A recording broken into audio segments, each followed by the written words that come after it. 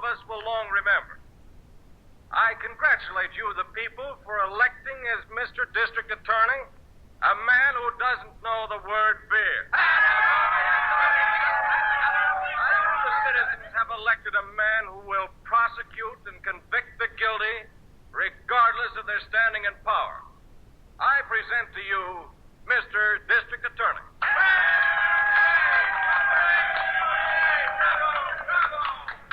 Thank you.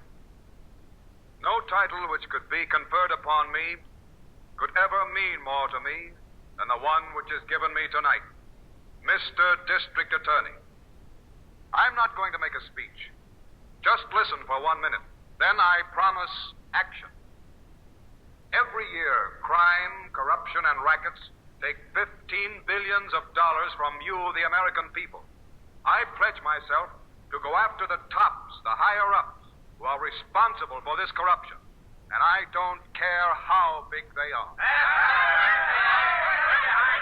The surest way to smash corruption and rackets is to expose them to the public.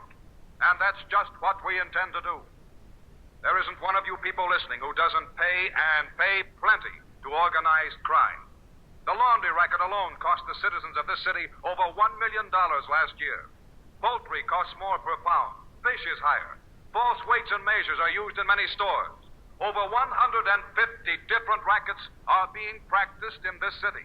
And this extra cost is passed on to you, all of you. Why, at this very moment... The last time I'm warning you to pay up for your protection. I won't pay you a cent. Listen, wise guy. You're gonna cough up $100 a month for protection, or else. I don't have to pay you for protection. We've got a new district attorney in this town, and I'm relying on him for all the protection I need. Oh, yeah? Well, tell the new DA about this.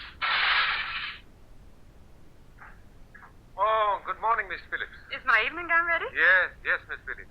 It cleans beautifully. Looks like a new gown. Yes, it does. Well, I'll take it along with me. Yes, sir? Are you Venato? Yes. You own this cleaning joint? Yes, I do. You haven't paid your dues to the Cleaners Protective Association? Well, I'm all through with your outfit. The new district attorney says he's going to run your crowd out of town. Oh, yeah? Well, maybe this'll teach you a lesson. Acid! You ruined all my clothes! Tell your new DA to fix them up for you. So that poultry dealer didn't pay up, huh? Nah, threw us out. Other people of this town are fed up on racket. Well, here's his place now. Slow down. Sure. You boys know what to do. Sure. We know what to do. Let her go, kid.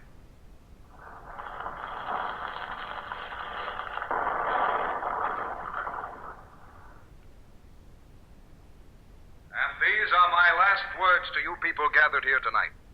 This extra cost is passed on to you, all of you. You, the citizens, are the real victims. I pledge to you that tomorrow morning I shall be in my office, acting as your representative, as your voice, and I will smash the rackets and those concerned, regardless of who they are.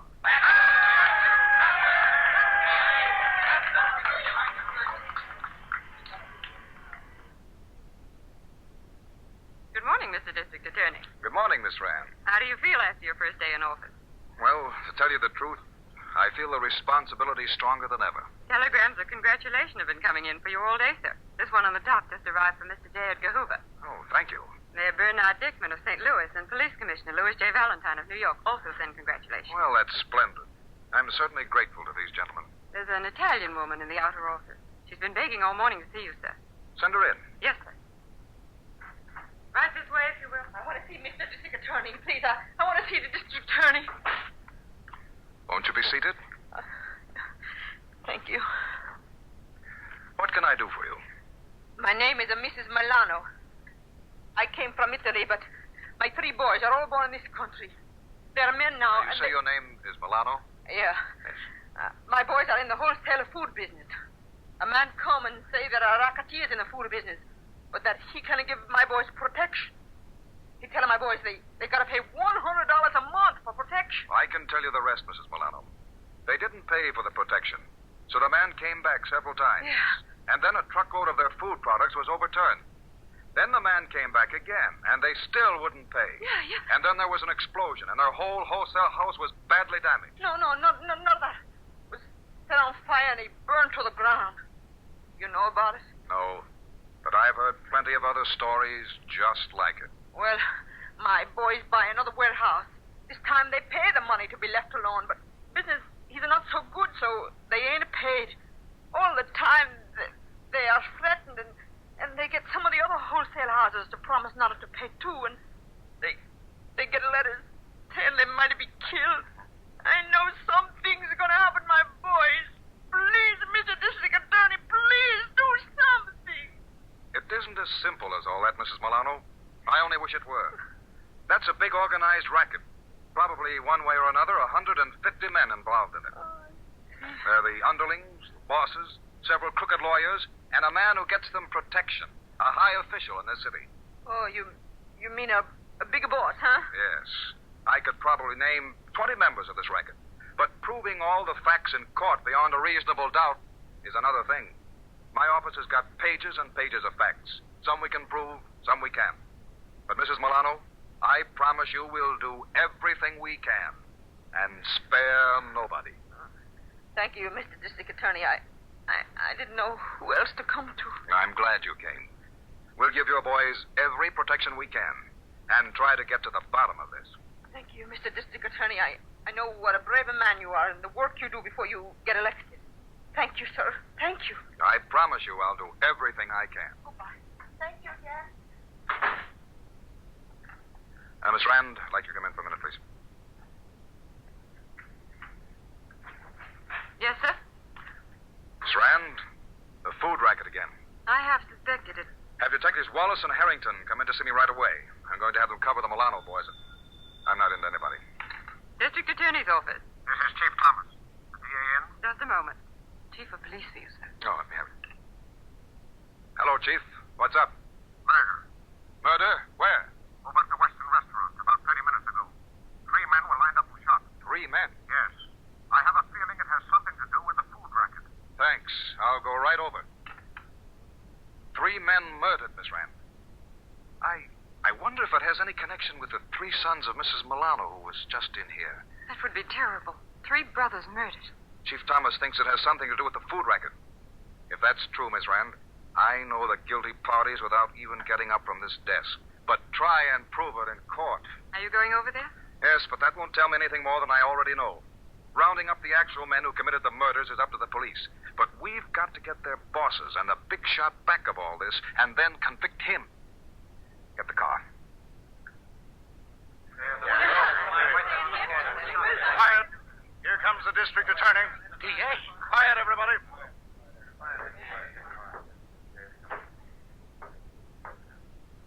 These are the 3 bodies, Mr. District Attorney.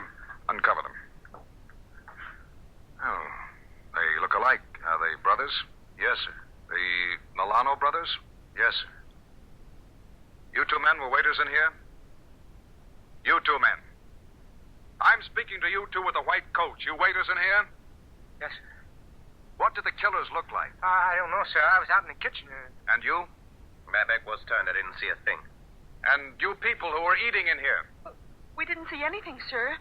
There were some shots, and then everything was all over. You all saw it happen, and you know it. And so do I. You're frightened because you think this murder had something to do with the rackets. You're the people who can help me. Have courage and tell me what you know. All right. Your witnesses, Lieutenant. Yes, sir. It's useless to question them here. I've been through this too many times, I reckon. Yes, sir. Oh, here's a piece of paper we found lying next to one of the bodies. Oh? I guess that's your first threat, sir. I've only been in office 9 hours, and I get my first threat. Well, they don't waste any words, do they? To the new district attorney, investigate this, and you'll be a corpse, too. These murders are part of the rackets, all right, sir. Harrington, I don't need any evidence on the scene or any fingerprints or anything like that to tell me who pulled this. It was Zara, the wholesale produce man. Zara? I'm positive he wasn't here himself, but he planned it. And what a perfect alibi he'll have. You'll find he's playing poker with friends right now and didn't leave the room. But Zara is the real killer. Go to his home, Harrington. He'll be there. Tell him I'd like to have him drop into my office the first thing tomorrow morning. I always say, my friend, that there's nothing like a bracing cocktail after a good day's work. Yes, you're absolutely right, Zara.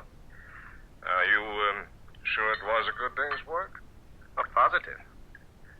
The little job you wanted done this afternoon has been carried out to perfection. Uh-huh. Well, let's drink to it. Certainly. Here's to you and anything that you want done. Well, thank you, Zara. You know, you're getting more valuable to me every day. And getting more valuable to myself. We collected 10,000 last week. Good. Well, at that rate, Zara, you'll be able to take a vacation soon.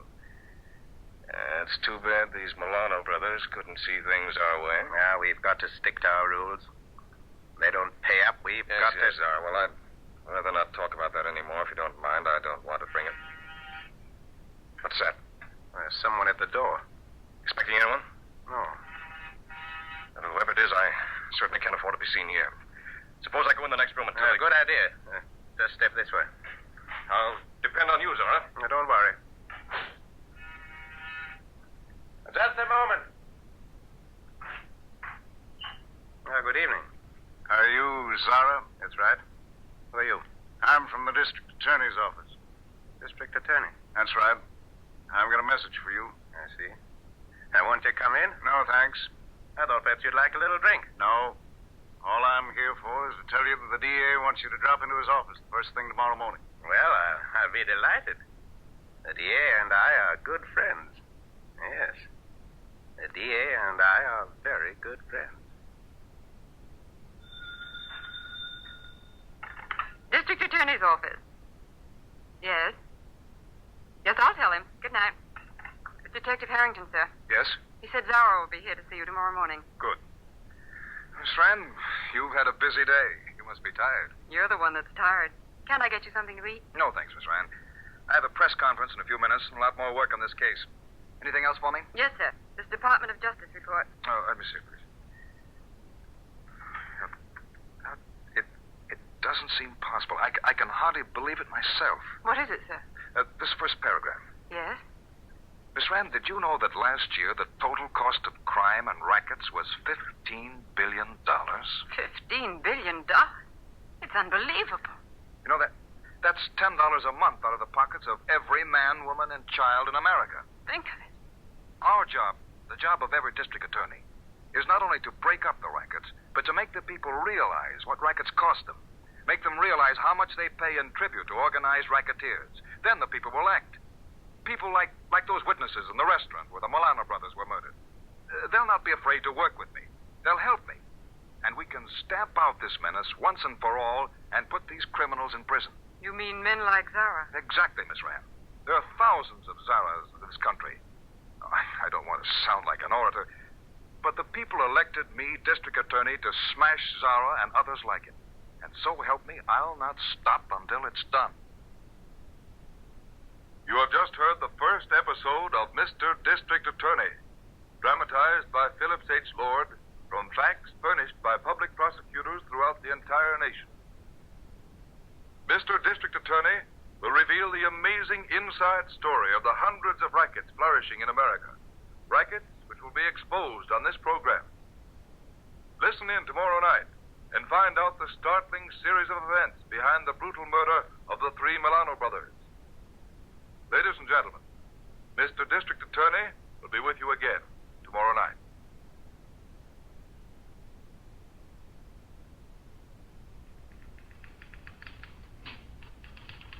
Harrington, what time is it?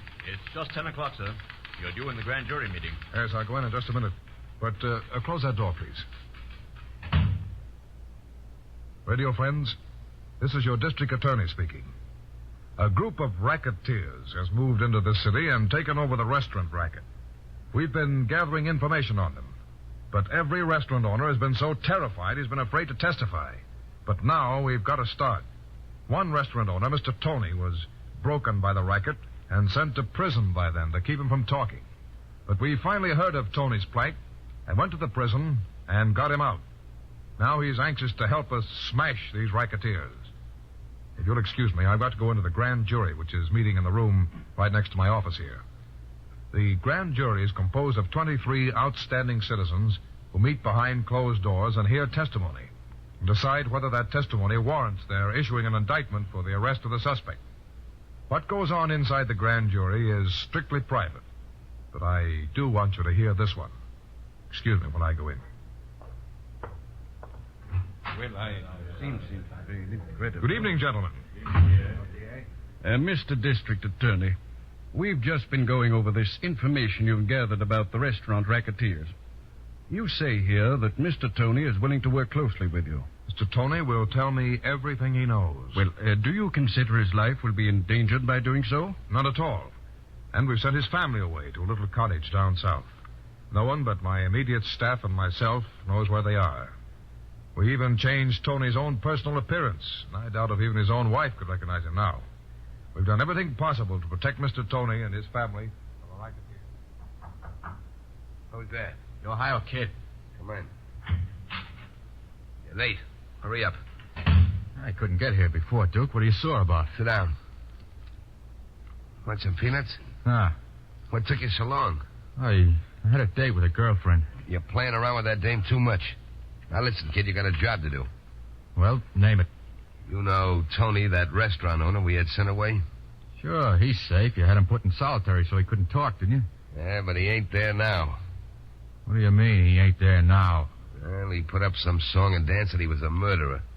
They kept him in solitary, but a member of the prison commission was going through the prison and heard about him yelling that he wanted to see the DA and confess a murder. This guy made the warden tell the DA, and the DA went down to see Tony. You think Tony sang to the DA? Well, must have told him everything, or why should the DA remove him from the pen? The DA's got Tony out? Yeah, and he's got him hid away.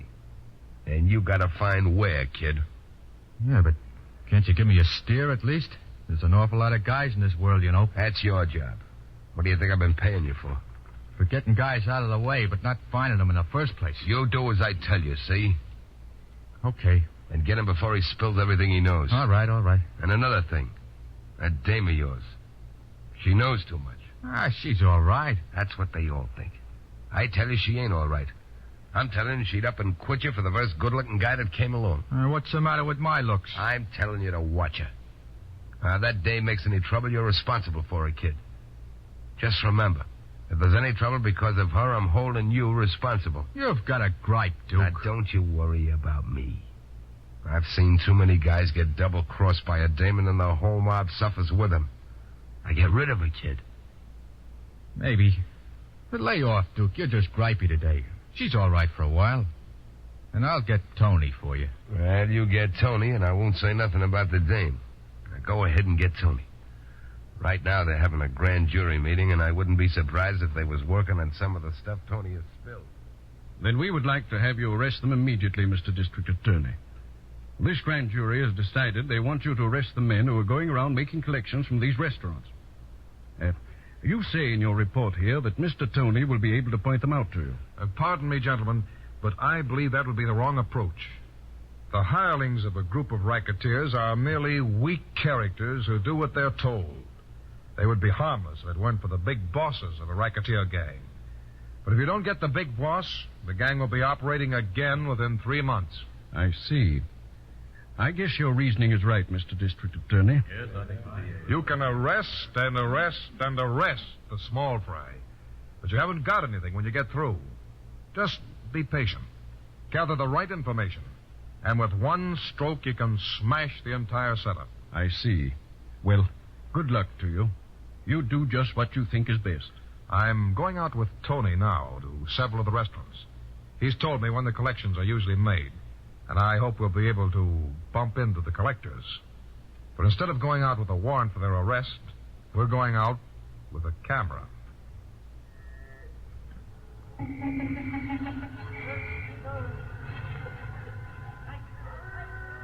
Feel nervous at all, Tony? Oh, no, sir. I'll point out the collectors the minute I see them. Think you recognize them all right? Oh, yes, Mr. District Attorney. I paid them enough money. Just call me D.A., Tony. We know each other pretty well by now. I wish I'd known you better before I lost my restaurant. I was a fool not to talk.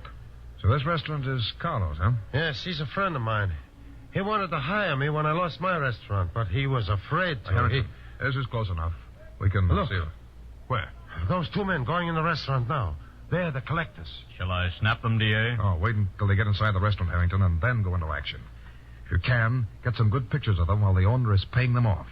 And forget you one of those camera things. Just get as many pictures as you can, in or out of focus. They both carry guns. The heavyset fella hit me over the head with a blackjack one time. Look through this window, Harrington. There's better light. The owner is getting an envelope from the cash register. This'll make a corking picture. Keep snapping, Harrington. Snap all you can. I've got them square in the lens. I'm taking so many it'll almost be like movies. Now, let's get back into the car before they come out. Come on. We'll visit a couple of more restaurants with Tony.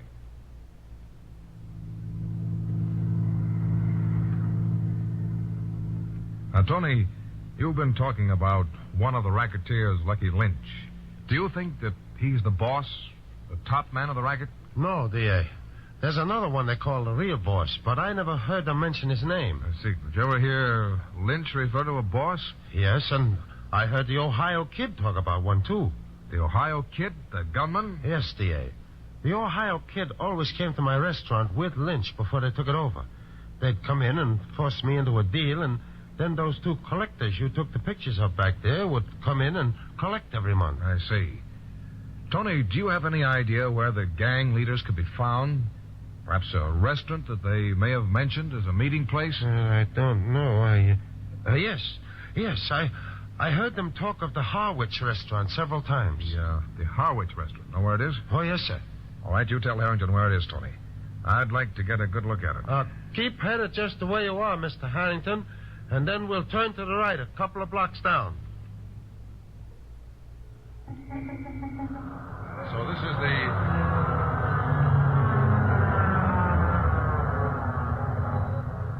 Well, the Harwich restaurant, huh? Harrington, get one of our investigators a job in here as a waiter. Yes, sir. If the racketeers drop in here, we ought to be able to pick up something good. Tony, take a look into that window and see if you can see any of them in there now. Oh, they probably ain't going to... Wait. Yes. Sitting at that table near the bar. The man with the blonde girl. Who are they? Well, that's the Ohio Kid and his girlfriend. Huh? They used to come in my restaurant sometimes. The fellow with the black hair all sleeked down. D.A., the girl's getting ready to leave. Shall I have her trailed? No, not yet. It'll be easy enough to pick her up. I want to have a little talk with the Ohio Kid, though. Oh, don't do it, sir. He'd just as soon kill anybody as not. You go back to the car, Tony, and drive it up to the next corner and wait for us there. Harrington, the kid's alone now. Let's go in and sit down at the table with him. Why don't you go with Tony, D.A., and I'll talk with him and join you in a few minutes. You don't want to bother with the likes of him. I've got a little idea, and I'd like to do it just for the fun of it.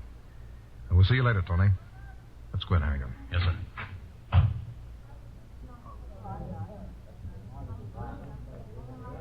Hello, kid.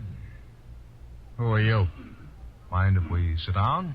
Go chase yourself. I want to be alone. We'll sit down anyway. Have a seat, Harrington. I told you I want to be alone. I don't know you guys. You'll know us soon enough, kid. Hey, if you guys are coppers, you're wasting your time, see? Don't jump to conclusions, kid. Don't you know it's bad luck to drink alone? Is it? Hey, listen, you. Get out of that chair or I'll blow you out. He's threatening us, Harrington. He wasn't expected from such a well-dressed gentleman. That's a nice flower you're wearing, kid. In about 1 second, you'll get plenty of flowers. What do you want? Kid, this is Inspector Harrington. I'm the district attorney. Does that mean anything to you? Not a thing. You got nothing on me. Of course not, kid. We just saw you here and dropped in to introduce ourselves. What are you drinking? None of your business. I'll discount the remark. Finish that drink, kid. Don't let us stop you. I'm particular who I drink with. I said finish that drink. What's this all about, D.A.? I said pick up that glass and drink. Okay. You don't have to get nasty. Now, you satisfied? That's all, kid. Now beat it. You can't tell me what to do. I said beat it. I'll give you just 5 seconds. Okay. But I'll be seeing you again, D.A.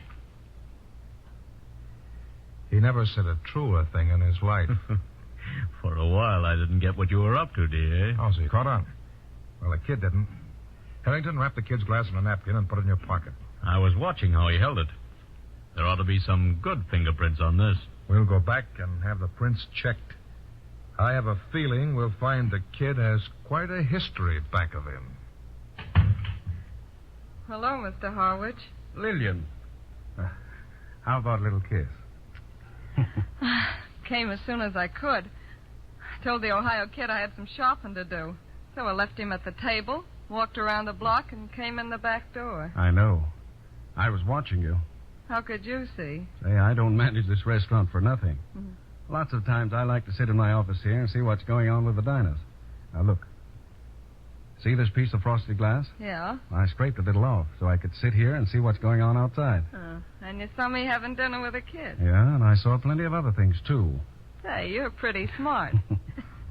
That's why I like you so much, Mr. Harwich. Yeah? Suppose the kid finds out. Our lives wouldn't be worth 2 cents, Lillian. I can handle him. Well, perhaps you won't have to much longer. You know what happened after you left that table? How could I? 2 men came over and sat down with him. Who were they? The district attorney and one of his assistants. Did the kid know who they were? I think so. They talked a few minutes, then the kid got up and left. But that isn't half of it. After he left, the district attorney and his assistant picked up the glass the kid had been drinking from. I don't get it. Why did they do that? Fingerprints. Oh. See, they'll check and know who he is quick enough. I'll go and tell him. Oh, wait a minute. Remember, your boyfriend and his racketeers have been bleeding this restaurant. And I happen to be a restaurant man. Yeah, but they're apt to catch him now and send him to the chair. Suppose they do. He deserves it. Oh, I can't let him do that. Now, look, you said you were kind of stuck on me, didn't you? Oh, I am, Mr. Harwich. Honest, I am. Well? Well, what? Why go and tell the kid about the district attorney getting his fingerprints? Oh. You know, if the kid found out you kind of liked me, he'd kill you. Perhaps me, too. Yeah. And if I didn't say anything... Well, you may get what's coming to it. Yeah. Well, okay. You coming up to see me tomorrow? Well, I don't think I ought to take a chance to go to your place, Lillian. Suppose the kid found out. Oh, he won't, I promise. Bring up some other girl with you or something. We've never had a chance to sit down and talk as 2 human beings. I've just seen you in the restaurant here, and we don't dare go to any place together because the kid might find out and do something. Well, if you think it's all right, I'll come up. Please. Come up tomorrow afternoon. All right, if you say so. I'll see the kid doesn't know a thing about it. And Mr. Harwich. Yeah? I won't say anything about what you just told me. Thanks, Lillian. I'll be seeing you tomorrow. There are thousands and thousands of men in this country today who have been crushed by the rackets. There are thousands of homes which have been broken, thousands of men and women who have been killed or injured for life. Organized crime is responsible for more deaths and more money losses than a great war between nations. Each year in this country alone, the crime bill exceeds $15 billion, more than $115 for every man, woman, and child in the United States. The names of all characters in Mr. District Attorney are, for obvious reasons, fictitious. Mr. District Attorney, dramatized by Phillips H. Lord, will be with you again Monday. This is the National Broadcasting Company, RCA Building, Radio City, New York.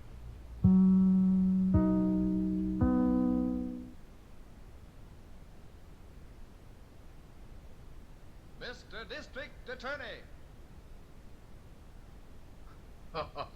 Why, that's great. The DA ain't gonna have a leg to stand on. You're a smart lawyer, Lester. Orlando, I asked you to come over here to my house today to clear up some of the details of the case I'm preparing for the Ohio kid's defense. There are certain angles I wanted to talk over with you. I'm leaving it all to you, Lester. I hired you to get my torpedo the Ohio kid out of that murder rep that the DA has on him. You're the best criminal lawyer in the country. Do it your way. But you've got some good ideas, too, Orlando. Hey, you think so? Well, a man who can build up the biggest restaurant racket in the country and line up all the food wholesalers and waiters in this city must have brains. Well, I got kind of a flair for organization. I had those restaurant owners eating right out of my hand. Yeah, I cleaned up plenty of dough from the restaurant racket. I just said you were a smart man, Orlando. You'd better stay that way. What are you getting at? You and I have an agreement, Orlando. And the smart thing for you to do is to live up to it. Well, ain't I? You're going to get that check for $100,000 just as soon as you win the murder case and the Ohio Kid goes free. You agreed that check for $100,000 is mine, win or lose. All right? But it's an escrow, just to be sure you don't grab the dough and take a powder on me.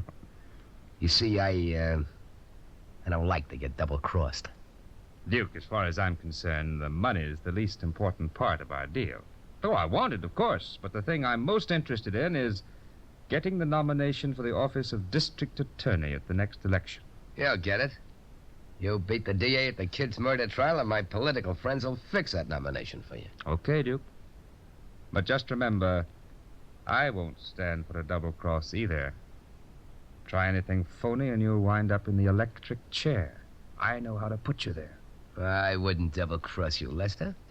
You're my lawyer. Lucky Lynch was your right-hand man, and now he's in the hospital with a bullet in his stomach because you double-crossed him. That's different.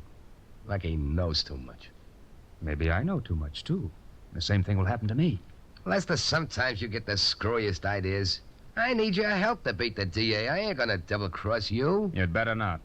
Okay. Well, I gotta blow, Lester. So long, Orlando. Oh, look, there's something I forgot to tell you. Yeah? That check for $100,000. What about it? I borrowed that dough from the crime syndicate in Pittsfield. I know. I saw P.J. Pierpont's signature on it. He's head of the syndicate. Do you know him? Not very well. I haven't seen him for quite some time, but we've had dealings in the past. Yeah? Well, look, don't say anything to him about that check if you see him. You see, he don't want anybody to know his syndicate has given me financial backing. Why not? Well, PJ's got his reasons. He wants to keep this deal undercover, and I gotta do what he says. You're sure the check's all right? It's certified, ain't it? I mean, you're sure the syndicate really loaned you that money? Sure you're not trying something shady? Say, I wouldn't try to pull any funny stuff on those boys. Okay, Duke. Okay. You have my word. I won't say anything about it. Thanks. I wouldn't want anything to get back to PJ. That would be bad. Yeah, that'd be very bad.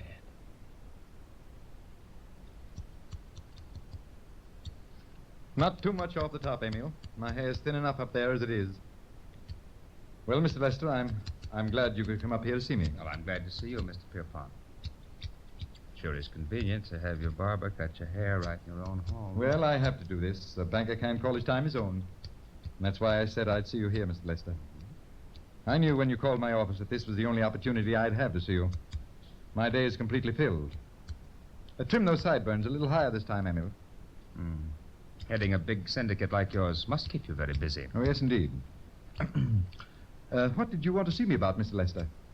About one of your interests, shall we say, Mr. Pierpont? I wasn't aware we had any dealings at present, Mr. Lester. Indirectly, Mr. Pierpont. Could we discuss it in private? Certainly. That's all for now, Emil. I'll call you when we're through. Well, Mr. Lester? Mr. Pierpont, I've been retained by Duke Orlando as his lawyer to defend his torpedo, the Ohio Kid, against a charge of murder. Yes, I heard so. My fee is guaranteed by a $100,000 check drawn against your syndicate. Our check for $100,000? Oh, I realize I wasn't supposed to know about that check, Mr. Pierpont, but you can rely on my discretion. You actually saw a check for $100,000? Signed by you and certified. I see. There's nothing wrong with it, is there, Mr. Pierpont? Did you ever consider, Mr. Lester, that it might be a forgery? You mean you didn't give Orlando the money? Well, that's entirely possible. I get you, Mr. Pierpont. You don't want to talk about it. You're assuming that we're financing Mr. Orlando. I'm not assuming anything. I know you're backing him, but you needn't worry. I won't talk about private investments, shall we say? Call it what you will.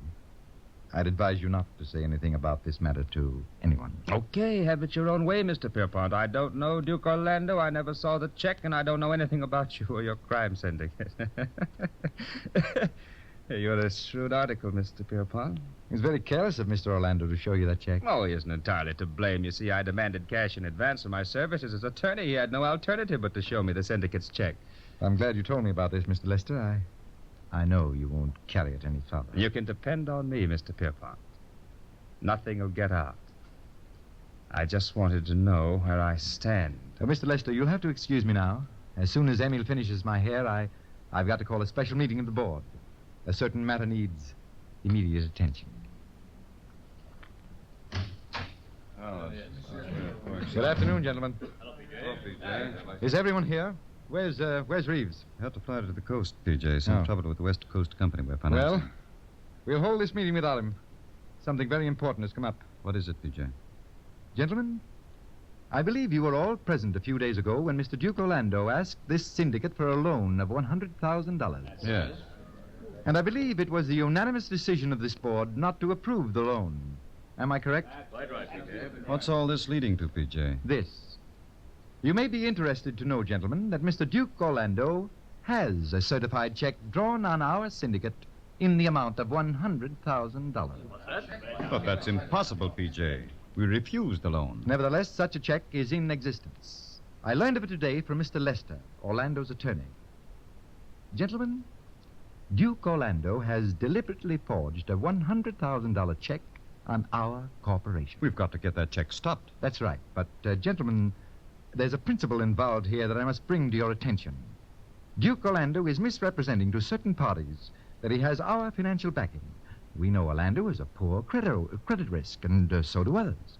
And when he claims he has our financial support, he's putting our syndicate in a very bad light. You're right, PJ. Our clients will get the impression we're careless in our investments. Exactly.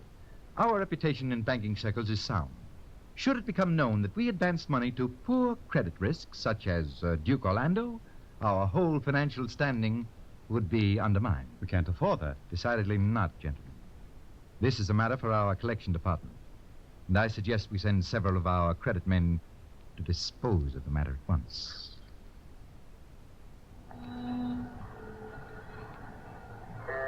Hey, buddy. Can you spare a time? Go on, bum. Get out of my way. Give me a dime for a cup of coffee, will you, Duke? Hey, who are you? How'd you know my name? Take a good look, Duke. Don't you recognize me? Harry the bum. Yeah. I got something for you, Duke. Go on, you tramp. I don't need any of your tips. Peddle them someplace else. Things is kind of slow, Duke. I don't get much information to pass around to the boys these days, but I got something that'll do you some good. Something that'll save you a lot of trouble. Yeah? Let's have it. Get in the doorway, will you? I can't talk to you on the street. All right, come on.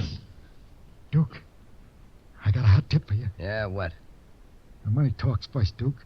This tip's worth $100. Ah, you're nuts. All right. It ain't my funeral. How do I know your tip's worth a dime to me? Oh, I got a reputation, Duke. My tips is on a level. And when I say something's worth $100, it's worth $100. Give you 50.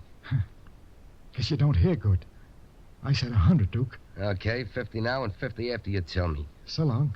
I don't do business with chisels. Wait. I'll buy Harry. Yeah. Here's the C-note. Thanks, Duke. Well, what do you know? I hear some of the boys from this crime syndicate are in town looking for you. How'd you know that? I heard a couple of fellas talking about a check you forged on the syndicate. 2 of their credit men are out to take care of you. How'd they find out? I don't know who they sent, but they got Trigger Smith and Smiley Jackson on the payroll. All them credit men are killers, Duke.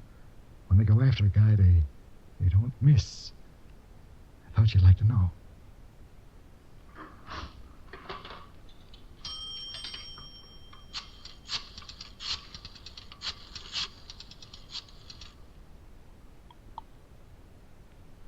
Hello. District Attorney speaking. Hello, D.A. This is Duke Orlando. Duke Orlando? Yeah, I understand you're looking for me, D.A. Not particularly, Orlando. Well, I'm coming right down to see you. I don't want to see you now. Now, listen, D.A. When I want you, Orlando, I'll come and get you. Goodbye.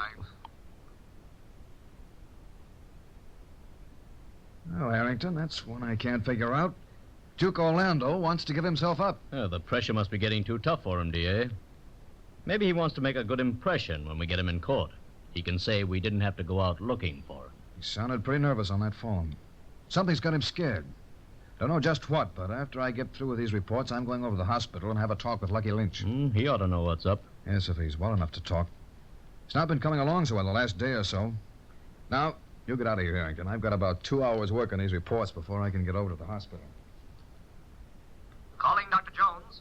Calling Dr. Jones. Dr. Wilson wanted in surgery. Calling Dr. Jones. Calling Dr. Jones. Well, Mr. District Attorney. Good afternoon, Doctor. I'm on my way in to see your patient, Lucky Lynch. How is he? I want to speak to you about him. He's been in a coma most of the day. I didn't know he was that bad, Doctor. The drains we have in his wound show that infection is setting in. It's serious, isn't Bullet lodged in the stomach wall, and when infection develops that close to a vital organ, we've got a fight on our hands. Then it may be fatal? It's a 50-50 chance, Mr. District Attorney. Can I see him now? Yes, he's conscious, but I wouldn't ask him to talk very much. He's extremely weak. The strain of talking would react unfavorably. All right, Doctor. Thank you. Hello, Lucky. Now, don't say anything. Let me do all the talking. The doctor says you shouldn't exert yourself. Now, I'm going to ask you some questions. Just answer yes or no if you can. Lucky, I've been in my office for the past 2 hours, and in that time, Duke Orlando has telephoned 3 times. He says he wants to give himself up. Each time he called, he sounded more nervous and jittery than the time before. Can you think of anything that would make him so panicky he'd run to me for help? Has he any underworld enemies who might be out to get him? Can you answer that, Lucky? Has he any enemies? Lucky. Lucky. Oh, nurse, come here right away. This patient is unconscious. He may be...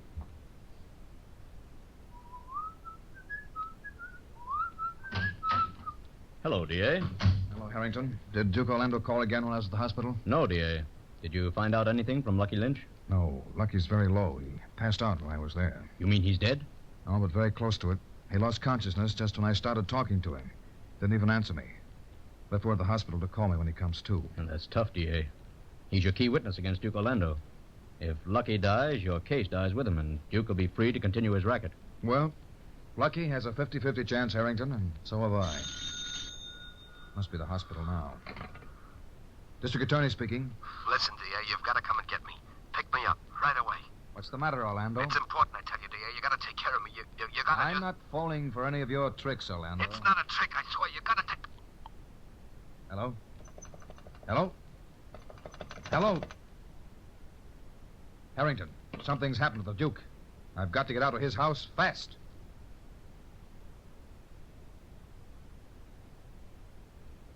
Mr. District Attorney, dramatized by Phillips H. Lord, will be with you again tomorrow.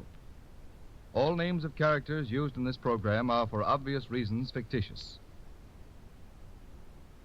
Mr. District Attorney, subsequent to Friday of this week, will come to you once a week in half-hour form, commencing June 27th, 10 to 10:30 p.m. Eastern Daylight Saving Time.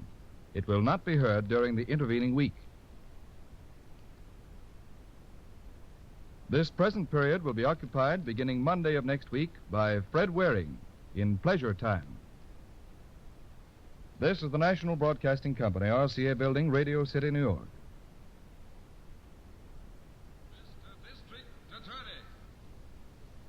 Radio friends, this is Harrington. I'm speaking to you from the District Attorney's office. 2 months have gone by since we captured Duke Orlando at the municipal airport. 2 months in which the District Attorney and our entire staff have been working day and night, piecing together the evidence we have collected against Duke Orlando and his restaurant racket. The Ohio Kid, the Duke's torpedo, has supplied us with much of the connecting links that we needed. He has turned state's evidence, which means he'll be a witness for the District Attorney. The District Attorney has been in court for the past 5 days, and this morning he was going to call the Ohio Kid to the stand. Kid, I want to remind you that you have sworn to tell the truth while in the witness chair. Are all the statements you have made so far the truth? The things you described actually took place as you said? Yes, they did. You heard Mr. Tony, the restaurant owner, on the witness stand, say that he was threatened by Lucky Lynch and yourself. That Lucky said if he didn't join your employer's protective society, something real bad was going to happen to him or to his family. Yeah, Lucky said that. Did Duke Orlando give him orders to say that? Yeah, the Duke said if any restaurant owner don't want to join, just show them how badly they need protection. And how did you show Mr. Tony? Oh, you know, you heard Mr. Tony tell how we bombed his house. Who's we? Lucky Lynch and me. Who told you to bomb Mr. Tony's house? The Duke. Was that the only time the Duke ordered you to do something like that for him? No. He was the boss of the whole racket. He gave us the orders on every job we pulled. The BB killing, the Toulon murder.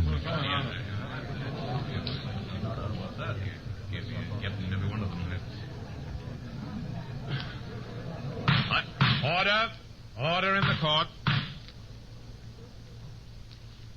Well, radio friends, the case of the people versus Duke Orlando is in its final moments. While he was on the witness stand, the Ohio Kid disclosed the entire inside details of Orlando's restaurant racket. Now it looks as though we have a closed case against him.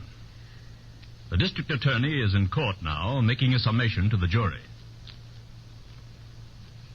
And so, gentlemen of the jury, there can be no doubt in your minds that Duke Orlando is guilty of the crime as charged. Look back on the facts that have been disclosed here in court. We have proved that Duke Orlando ruthlessly ordered the bombing of Mr. Tony's house, knowing that a little 7-year-old innocent child would be killed or maimed.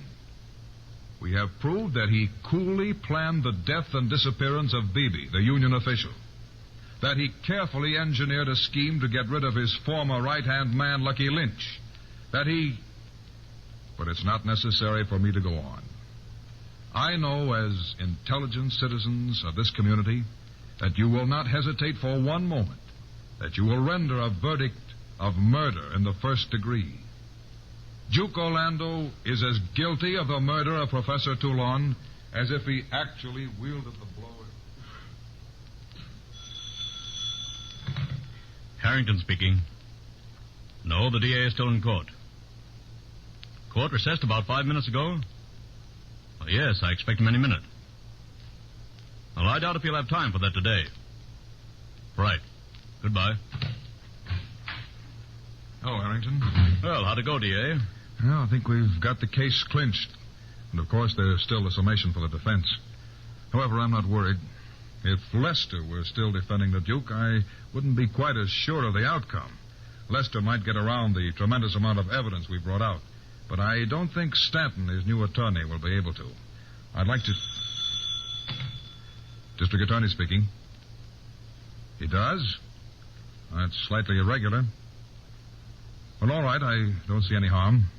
I'll be down to see him shortly. Harrington, Duke Orlando wants to see me. Don't tell me he wants to come clean now. I don't know, but I'll find out soon enough. I've got some work to clean up, but as soon as I'm through, I'll be paying Duke Orlando a visit.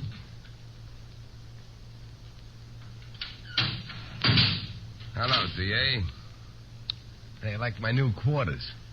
Not quite as nice as your own place, Duke. Ah, they even got springs in the bed.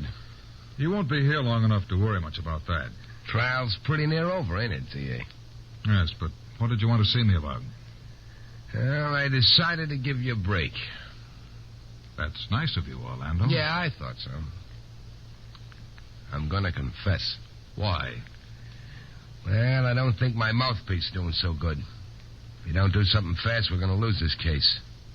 I don't think he has my interest at heart. You don't, eh? No, so I thought I'd confess. Then you could let me off easy. What gave you that idea?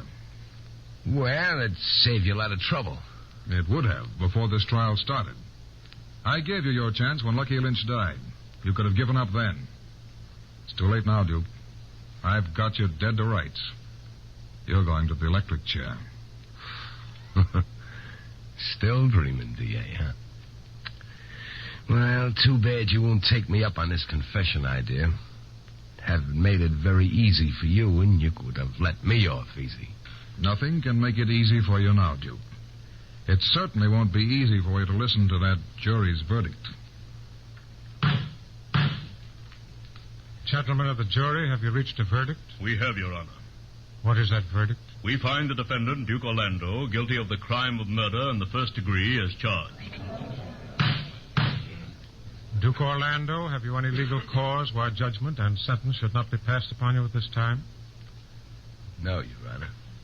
The sentence of the court, Duke Orlando, is that you should be confined to state's prison, and that on some day in the week beginning June 11th, you'll be put to death in the mode and manner prescribed by the laws of this state. The electric chair? No. No.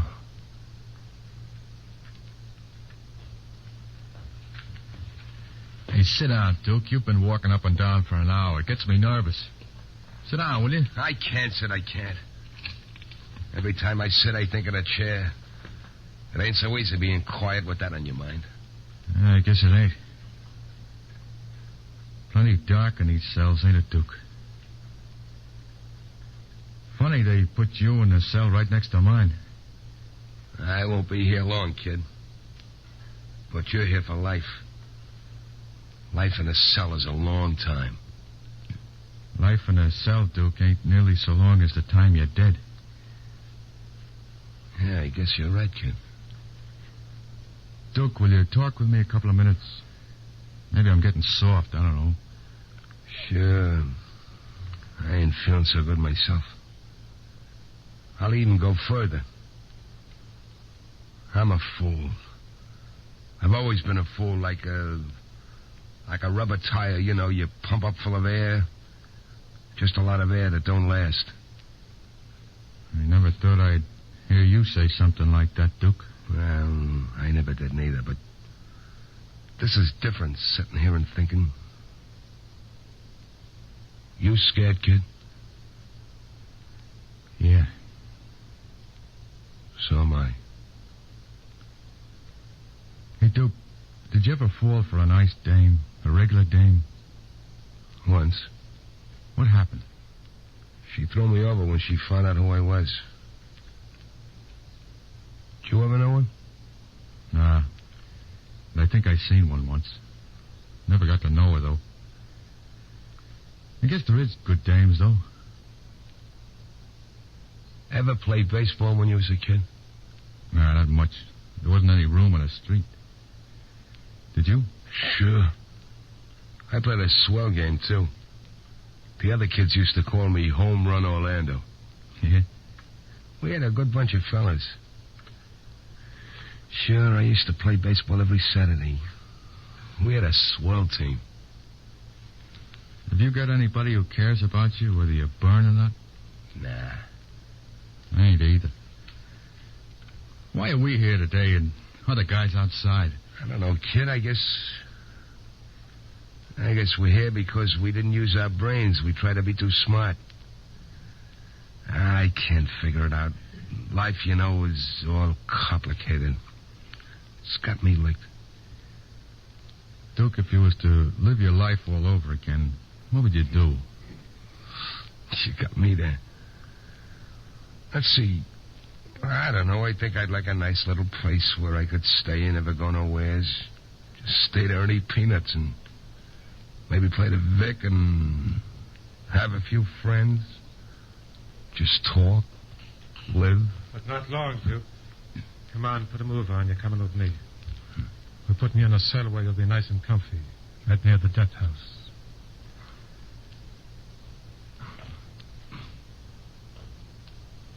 Sorry, Duke. Time to take a little walk. Your last walk.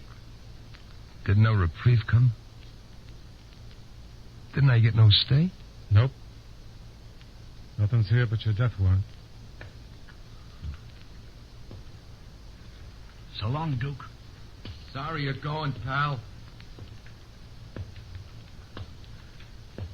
The last mile.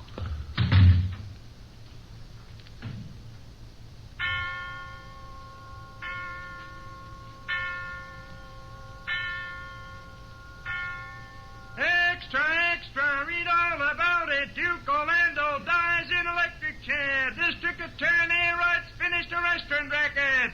Here, read all about it. Restaurant racket ended by District Attorney. Mr. District Attorney is a dramatization by Phillips H. Lord. All names of characters used in this program are, for obvious reasons, fictitious. Mr. District Attorney, subsequent to tonight, will come to you once a week in half-hour form commencing June 27th, 10 to 10:30 p.m. Eastern Daylight Saving Time. It will not be heard during the intervening week.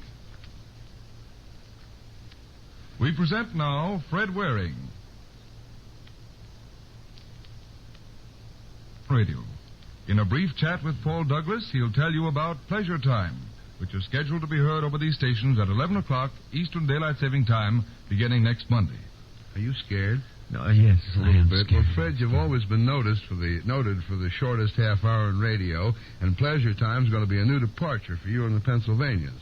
But don't you feel that producing a new show every day is going to be a tough assignment? On the contrary, Paul, I'm very pleased with the idea of 5 15-minute spots a week for this reason. We've always had twice as many ideas as we've had time in which to present them. And this is the opportunity we've been looking for, to produce all the ideas we've been keeping on the waiting shelf. Well, I can understand that, Fred, but what puzzles me is how do you ever expect to work that enormous gang of yours into a 15-minute show?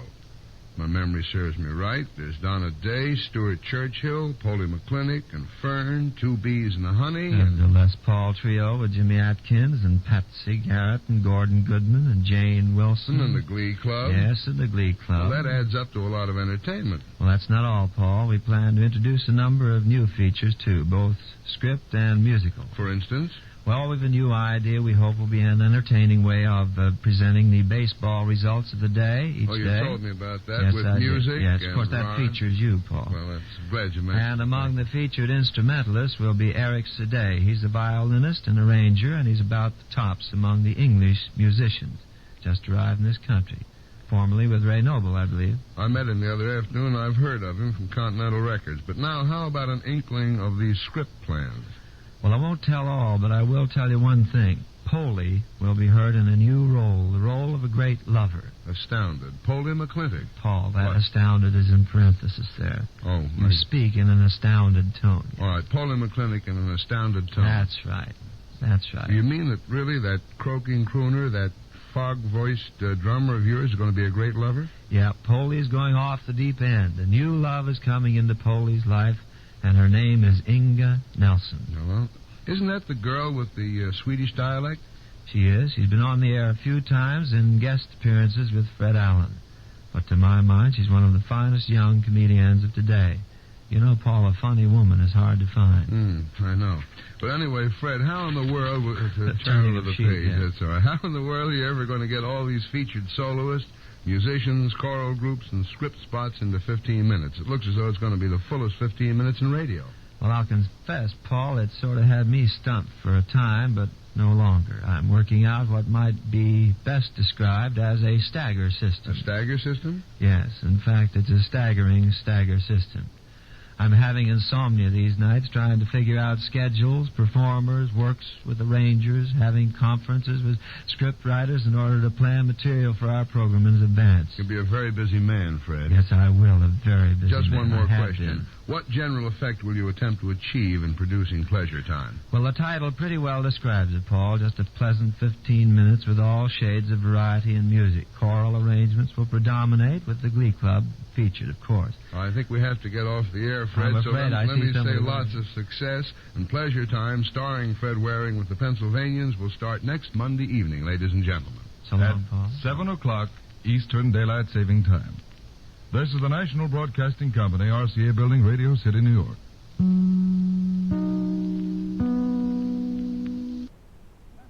District Attorney, champion of the people, defender of truth, guardian of our fundamental rights to life, liberty, and the pursuit of happiness.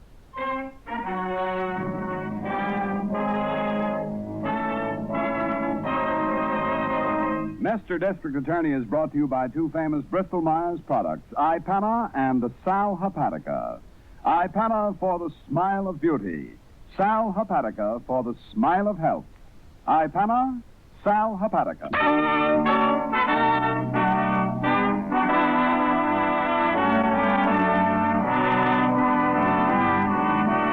And it shall be my duty as District Attorney not only to prosecute to the limit of the law all persons accused of crimes perpetrated within this county, but to defend with equal vigor the rights and privileges of all its citizens. This evening, our adventure begins in a closely guarded house in the District Attorney's county. Here we find Vanny Devine, once a leading figure in the underworld, talking to Monk Garson, his only remaining follower. I'm through, Monk. I can't take it anymore. I can't stand it any longer. Oh, look, Vanny, you're safe in this county. Relax and try to get some sleep. Sleep? I can't sleep. How can a man sleep with that monkey chattering all the time? Quiet, no dice. Quiet. You're bothering the boss. The monkey give me the creeps. Why don't you throw him out the window? Oh, wait a minute, Vanny. I took my moniker from this little fella because he's all luck. Hey, you've seen him pick up the dice and rattle them just like he knew. Yeah. That's why I call him No Dice. All the luck we got left. Anyhow, he ate a monkey, he's a marmoset. Well, he gets on my nerves. Oh, take it easy, Vanny. You'll be all right. I told you, this DA, he don't let anybody come into town that could hurt you. Yeah, he don't know half the guys that are after me.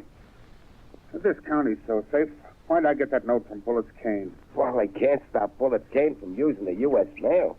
Quiet, No Dice, quiet. Hey, how about that doctor? Doesn't he do here now? Hey, he's right outside. Get him in here. Sure, boss, sure. Come in, Dr. McCord. Mr. Devine is ready for the treatment. Oh, thanks, Garson. Well, Devine, how do you feel? Lousy, Doc. I can't get no rest. I keep seeing that prison. Well, what you need right now is a sedative. Now, just lie on this couch, Devine, and roll up your sleeve. Yeah, Doc. I'll rub off your arm. Yeah, there. And, here goes the needle. Ouch! Now, that didn't hurt, Devine. Yeah. You know, I appreciate a high-class croaker like you working on me, Doc. Well, your case interests me. And then it's lucky we ran into you on a train coming back from that place they had Vanny. And you, Garson. You were really the only one waiting for him at the gates there. Yes, sir. Yep. Just one guy, little monk here. It's like he says, Doc McCord. With my health and nerves the way they are, we're playing a nice party to find you've got your practice in the same town I'm heading for. Well, Devine, I can see you're suffering from a classic fear neurosis. Well, I get plenty to be afraid of. Now, I'm warning you. You've got to relax this tension. And I'll be back later to see if I can get you settled for a night's rest. That's imperative. You must sleep. Yeah. Yes, sir. Oh, I'll try. Well, Doc, if you're through, I'll take you out. Yes, I'm through for the time being. Hey, wait a minute. What's this? Huh? This? Oh, it seems to be a piece of paper lying by the window. Yeah. Look what it says. Look, Doc. Look, I know that handwriting. Let me read it, boss. Rat Devine, you're going out tonight. Say, this is Kane's Get me out of here. Lock the windows. Lock the door. Wait a minute. Give me now. somebody to beat it. Now. Hey, take it easy. I'm going. Hold on. Do I understand this note here is a threat? This note is from Bullet's Cane, Doc, a guy that don't like the boss. Oh.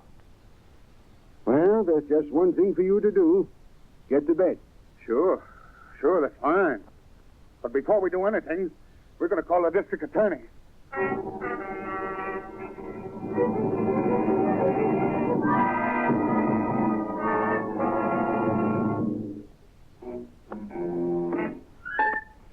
Can you be seen now, nurse? Oh, yes, Mr. District Attorney. Doctor left no instructions about visitors at all. Is that the law? The DA? Yes. We'll bring him in. All right, come on, Harrington. Right. So this is Vanny Devine, huh? Yes, the big shot.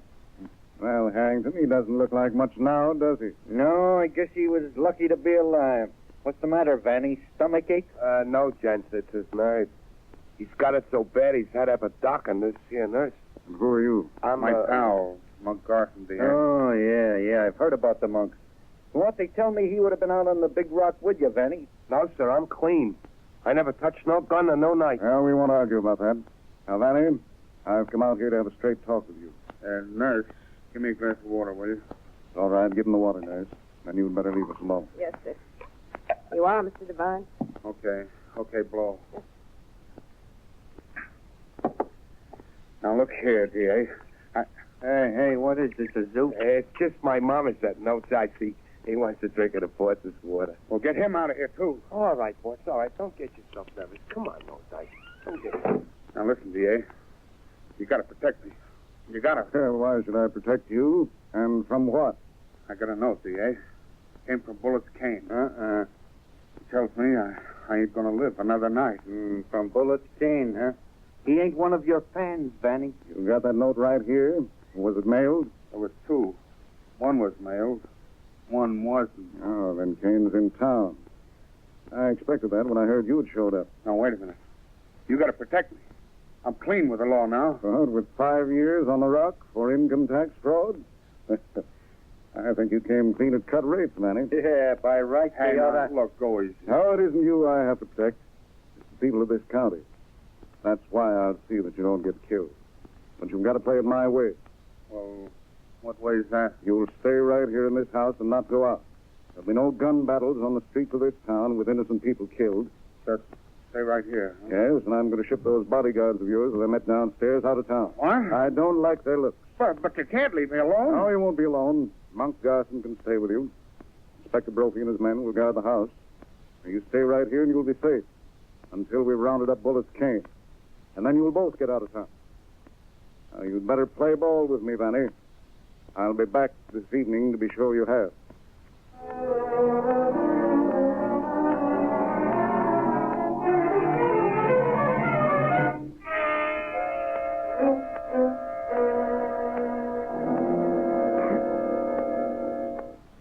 Oh, good evening, Mr. District Attorney. Good evening, Dr. McCord, John McCord. My patient here told me you were looking after him. Well, I don't think you could call it that, Doc. We didn't ask him to play in our backyard. How do you feel, Vanny? You got those cops downstairs? Yes, they're there. That's good. This excitement, it ain't good for my heart, is it, Doc? Well, let's not worry about your heart. Oh, nurse. Yes, sir. In case the patient can't sleep tonight, I'm leaving these capsules. 3 of them. Yes, sir. Now, one of them ought to make him comfortable, but give him as many as he seems to need. Yes. Now, Devine, you relax. Yeah. The district attorney's here. You've got to realize you have nothing to worry about. That's what you say. No. This attitude isn't helping you any. Well, good evening, gentlemen. Good night, Doctor. Good night. Now, nurse, I want you to see... Well, Vanny, you're a lot more trouble than you're worth. Listen, you saw that note I got for Bullets Kane? He wasn't fooling. You'll just see me through this. I'll get out of the country. Canada, Central America. I'll find it. You'll certainly get out of this county, my friend. We'll locate Kane. We want to get rid of him, too, as I told you. And when we find him, you both go. But you ain't going to let him send me over. That ain't legal to you. Yeah, it looks a lot different on the receiving end, don't it, Vanny? I'm staying here myself tonight. You? Does that make you feel any better? Why, yeah, sure. Sure, that's fine. That's mighty fine. Yes, I've even brought my secretary, so I can keep up with my work while I'm staying here. Yeah, don't forget, brother, it's not because you rate it. Well, whatever it is, I'm mighty grateful. That's all right. Save the thanks. Hey! Who? Oh. Go ahead, Devine. Answer. Hello? Hello, Vanny. Who's that? This is Bullets Kane. Huh? I just wanted you to understand. I know you got cops there. I know you're beef to the DA. You're still going over tonight. Hey, wait. That's all right. Hey, DA. Call my cops. Call those cops. Get him in here. That was Kane. This time on the telephone. Get him in here. You'll ever be, Devine. You're not going to be killed by Bullets Kane.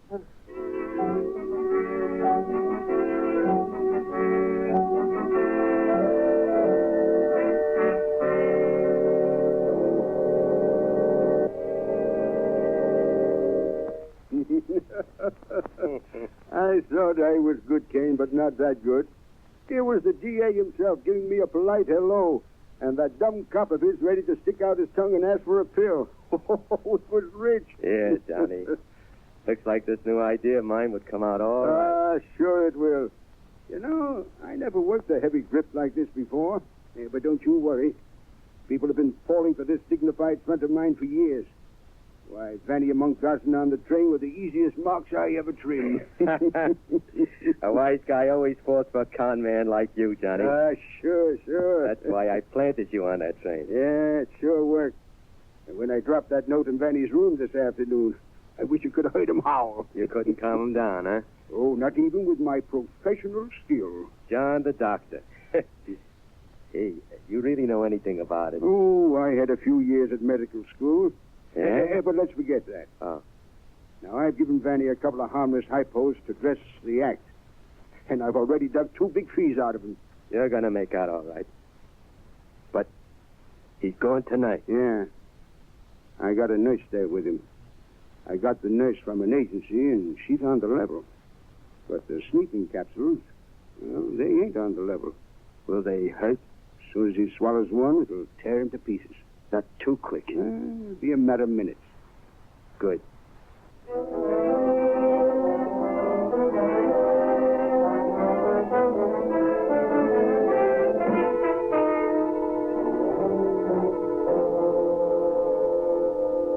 Well, let's have a look at my watch, son. It's 11:30. I don't want to keep you any longer. Oh, that's all right. Oh, no, you'd better get home now. The rest of this can wait until morning when we're back in the office. But are you going to stay here all night? Yes.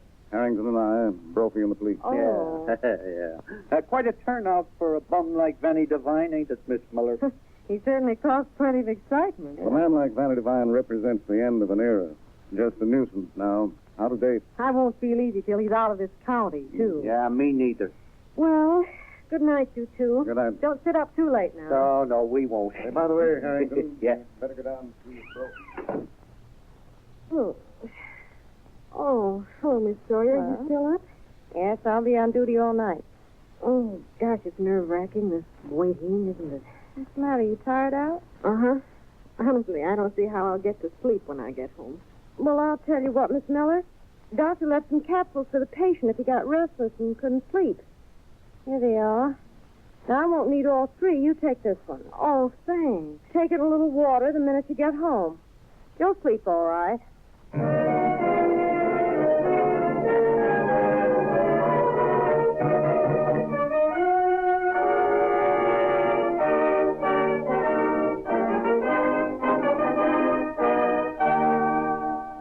In just a moment, your district attorney will continue with this case.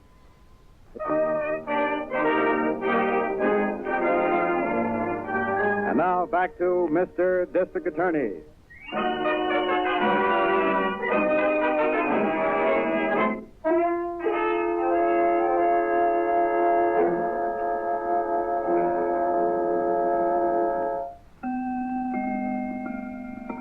Hey, what's that? 12:30, Vanny. Now lie back and take it easy. I ain't slept a wink. Yeah, I know. Listen, Monk.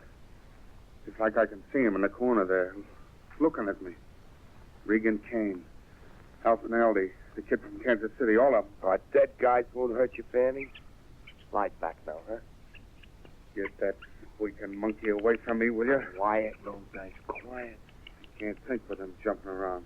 Now on the chair, no dice. Now be a good boy now. Get over Let there. me straighten your pillow for you. Yeah. There. Thanks.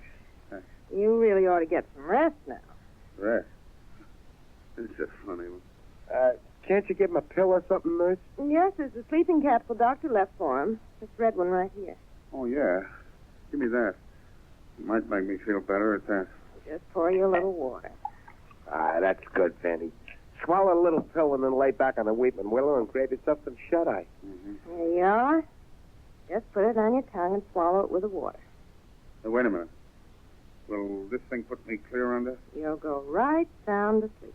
And I don't want it. What? You don't. Now, Vanny, be sensible. I don't want it, I tell you. I can't pass out now. Kane might come for me while I was asleep. Put that DA in Harrington, and the cops are downstairs. Listen, I know what I'm doing. I gotta stay awake. I ain't gonna go in my sleep. I've seen him do that. Now, Mr. Devine, Get away from me with that sleep pill. I've seen him lying down and dreaming. Somebody up with a gun. A big sleep. No, not for mine. Mm-mm. Well, all right, Vanny, all right. Oh, no. Oh, then brace up, Chappie. You're among friends here.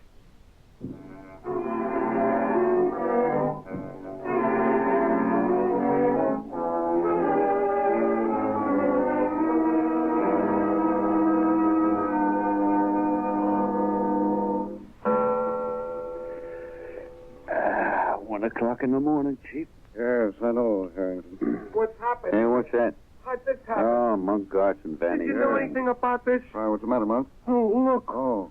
My little mama said no dice. Huh? Hey, he's dead. Oh, what happened to him?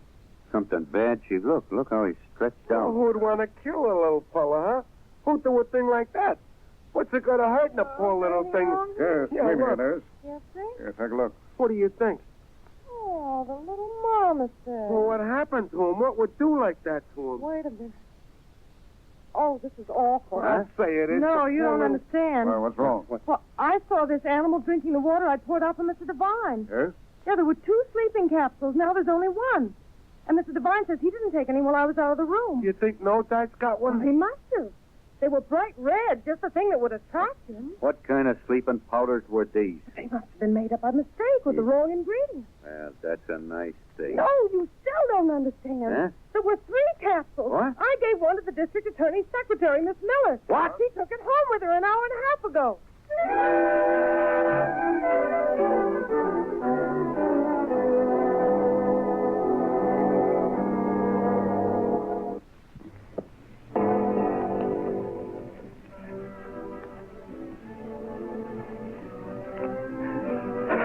This is our door, Chief. Yes, I know. Listen, the radio's on. Yes. I'll break this door down. Oh, no. Try a pass key first. Huh? Maybe quicker. Right. All right, come on. There she is, Chief. Yes. Stretch out in an armchair with the radio grinding. Turn it off. Chief, look at this kid. There. She's out like a light. Miller. Chief!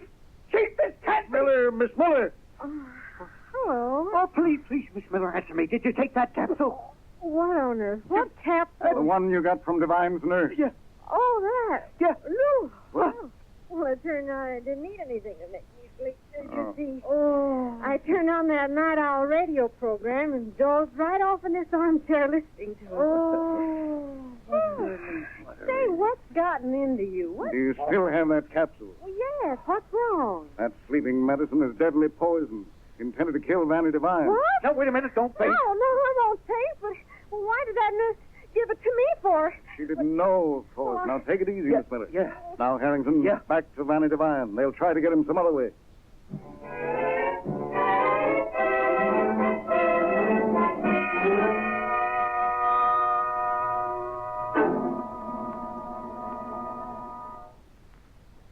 Come in here, Carson. Okay. Sit down right by the bed here. All right. You heard about the No Dice, didn't you? Yeah. That's what I want to talk about. Well, I don't. Now, look here. That monkey got a hold of some stuff that was meant for me. That's right, and if it hadn't been for him, I'd have turned up my toes the same way. Well, ain't you got anything to say? I got plenty to say. All to you, you double-crosser. What is this? I don't make you. You get me, all right. Who planted that poison? Well, I don't know. Not the nurse. I never seen her before. Yeah, but... Not the doc. Where would his practice be if he handed out a dose like that? Something's got into you, Benny. Relax. Not with you around. You were the guy that planted that stuff to kill me. You. The one guy I thought I could trust. But you can trust me, Benny. I never tried to kill you. You got me wrong. Now, wait. Who hired you to shove that poison into my medicine? It was Kane, wasn't it? You got no call to lay me out like this. Kane couldn't hire me to hurt you, Benny. I don't believe you. You're a crook, and in the long run, a crook will turn on you. Oh, that's great. You're the one to talk, ain't you? Never mind about me.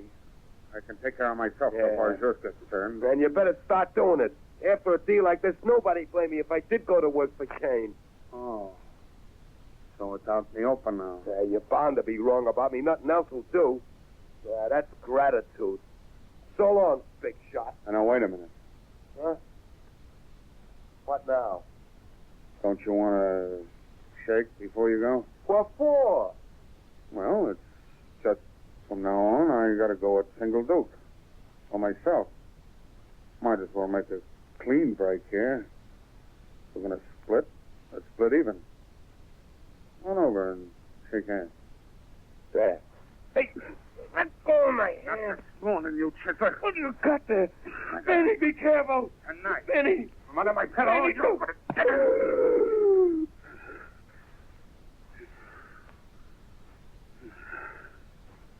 Well, that fixed you. Now I gotta get out of here. Jane will be waiting to hear from this bum. Vanny.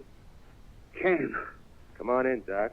Sure. Doc, this guy with you. This guy here's Bullis Kane. Sure he is. Yeah, but what's he doing here? How'd he get in here? Tell him, Doc. The cops downstairs think he's my colleague. And I told you, nurse, to go.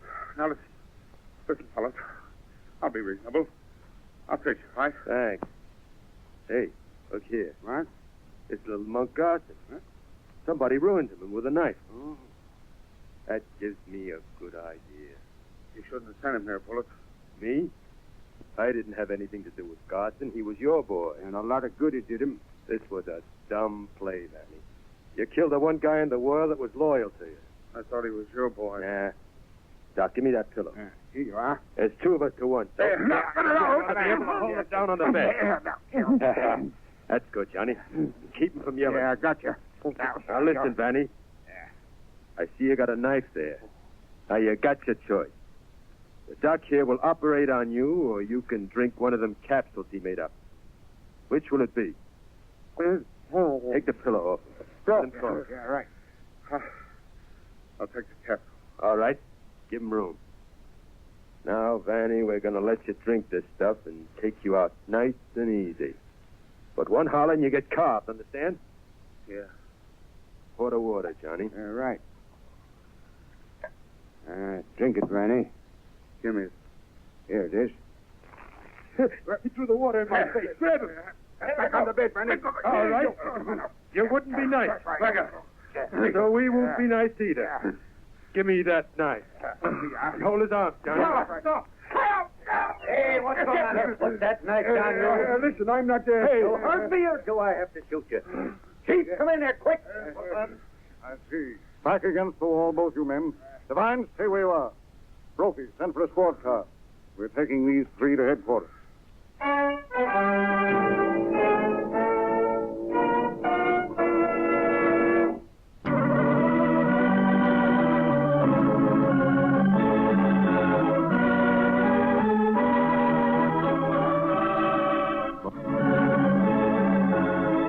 The names of all characters in tonight's dramatization are fictitious, and any resemblance to names of living persons or actual places is purely coincidental.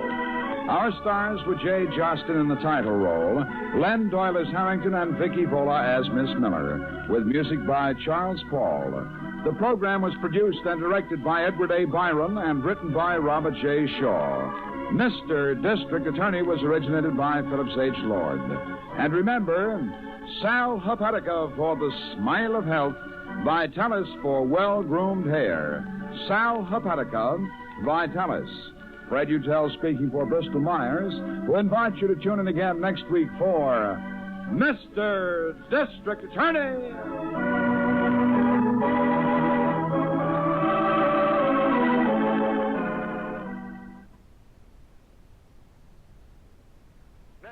District Attorney, champion of the people, defender of truth, guardian of our fundamental rights to life, liberty, and the pursuit of happiness.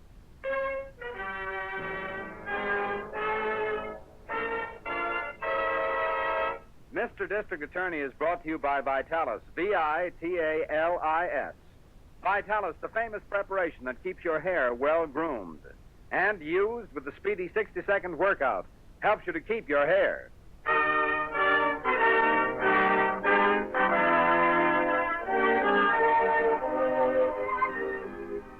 Friends, before we start tonight's dramatic story, I'd like to have a personal word with you. With our country at war, with each and every one of us determined to win this war, our government needs your material support. One way every man and woman can help is through the purchase of defense savings stamps and bonds. Buy a share in America. Buy all the defense savings bonds and stamps you can, this week and every week. Do your share in helping our country to win.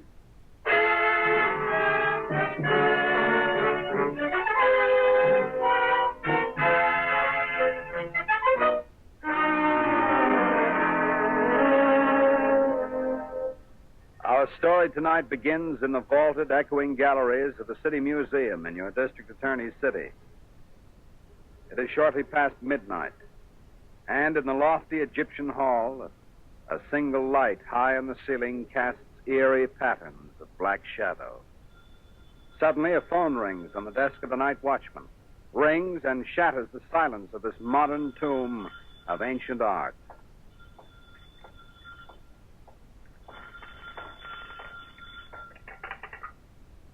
Hello? Hello? This is Patrick Cork, night watchman of the City Museum speaking. Hello? Hello? Well, don't be answering then. People take you for disturbing a man's rest. Oh, what in the name of all that's holy? Who's that? Stop! Stop in your tracks or I'll shoot! Stop, I tell you! Oh, no, you don't. But I do, my friend.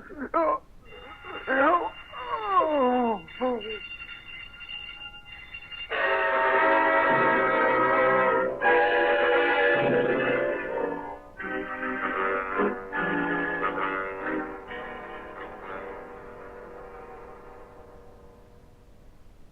Well, what do you make of it, Chief? No watchman. No corpus delicti. No nothing. Yes, I know, Harrington. And we can't tell what's been stolen until the director of the museum gets here. Ah.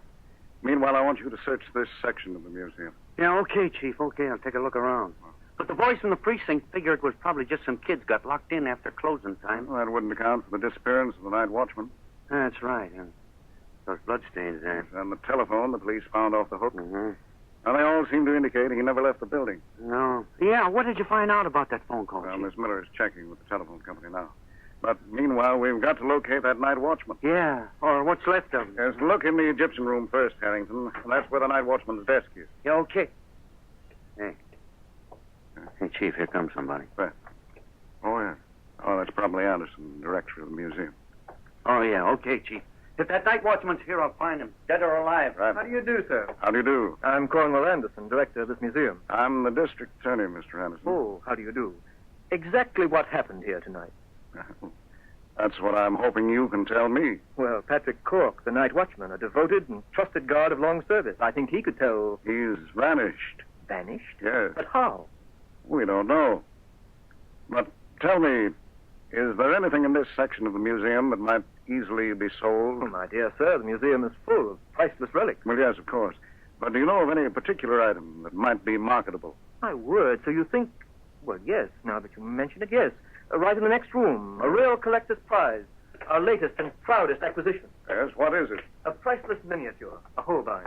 An exquisite and flawless masterpiece of the golden age of miniature painting. For a moment, I was afraid... Afraid it was stolen? Yes. You see, there was a previous attempt. Yes, when? The last spring. Did you report it to the police? No, it happened in London. In London? Yes, where the miniature was purchased for us. Oh, yes, I see. And is this miniature protected by the burglar alarm system? Oh, yes. Even the breaking of the glass will set off the alarm system. Well, then the breaking of the showcase in the other room must have set off the alarm. Yes. Poor Patrick must have seen the intruders, struggled with them. Then suppose you take me to the case where this miniature is kept. Of course. It's right over here in the corner of the room. I see. Well, there's nothing wrong with this case. No glass broken. No, there isn't. Oh, there's the miniature. No one has touched it. Yeah. Yes. Chief, come here, Who's That's that? Harrington, my chief special investigator. Chief, I found him. I think I found the night watchman. Yes, where is he? Right over there in one of them Egyptian coffins, all laid out like an undertaker's done the job. My word, in a mummy case? Mummy case or coffin, he's in there. Yes, which one? The middle one, the one with the dogs and palm trees painted on it. Here, I'll just open it again. Is he dead? If he ain't, he ought to be. Oh, my word. You said it. Oh, boy, this gives me a turn. I'm used to corpses, but this... Hey, Harrington, this man isn't dead. Huh? He's unconscious, but there's pulse action and a faint heartbeat. Well, for the love of Pete, let's get him out of here. No, he may be suffering from internal injury. Phone for an ambulance. Yeah, right, Chief, right. No, we're getting something. Poor Patrick, why, what could have happened? You see that red welt round his throat? Why, yes, extraordinary. No, not at all. This wasn't the work of mischievous boys or amateurs, Mr. Anderson. This man was strangled by an expert.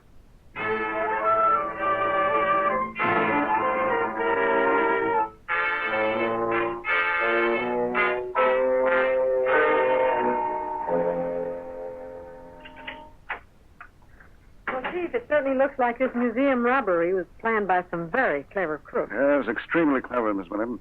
We're not dealing with thugs and gunmen. No. Any word from Harrington yet this morning? Oh, yes. He's on his way down here to the office. And he said something about Scotland Yard. Oh, yes. Chief. I wonder what he could have... Yes, this case has an international angle. Oh. See, Anderson, the director of the museum, tells me there was an attempt to steal a prize miniature shortly before it was purchased in London. But, Chief, if there was a previous attempt, won't it be hard to check with Scotland Yard, what with the war and the heavy cable traffic? Yes, but fortunately, a yard inspector is over here now on other business. I met him just a few nights ago. His name is Essex. Oh, yes, I've heard of him. I'm having Harrington check with you. Oh, that sounds like Harrington, Chief. He always slams doors. Oh, Chief. Hello. Miss Miller. Hello. Well, it seems Anderson of the museum got a bum steer about that there miniature, Chief. How so? Well, according to this Scotland Yard inspector, they had a man watching the miniature and other things from the time they arrived from Amsterdam until it was shipped over here. Yes, and what happened? Well, nothing. Not a thing, Chief. You mean to say there was no attempt to steal it? Not a ghost of a snatch. Well. Chief, this case is beginning to go soft. Things are stolen, and they ain't stolen. Guys are dead, laid out in a coffin. The next thing you know, they're up walking around. And there's a woman in the case, Harrington. A woman? Wouldn't you know it? No wonder nothing makes sense. Where does she fit in? She made the telephone call to the museum just before the watchman was strangled. Well, who is she? Where'd you pick her up? She made the call from a payphone in a drugstore. Well, we haven't picked her up. And we haven't enough of a description to broadcast Milan. Hey, Harrington, let's you and I go back to the museum. And, Miss Miller, Yes, sir. I've jotted down a list of questions here, and I'd like to have the answers as quickly as possible. So phone Mr. Williams, chairman of the board of the City Museum. Right away, Chief.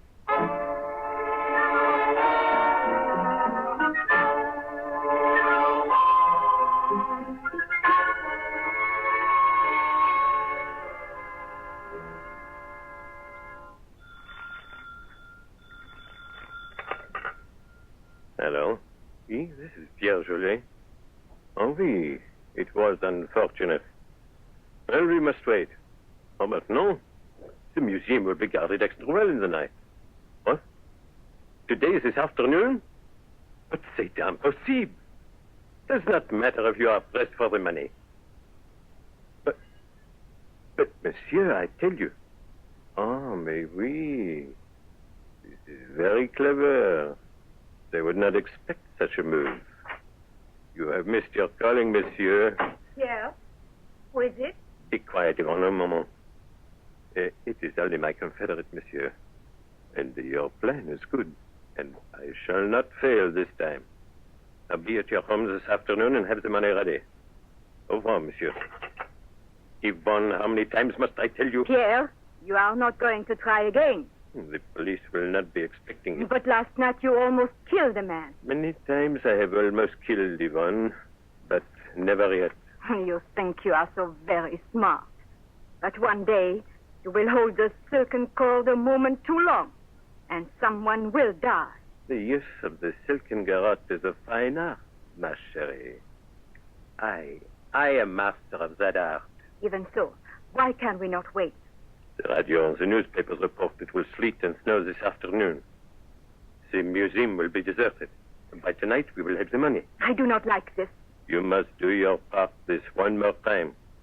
You must talk to the guard. Keep him interested. Now, where is my cane? Fetch it to me, Yvonne. The cane? You mean the sword cane? Mais certainement. The noisy gun, it is not for me. You are a fool, Pierre. Do as I say, Yvonne. Bring the cane or I get it myself. And I use it on you.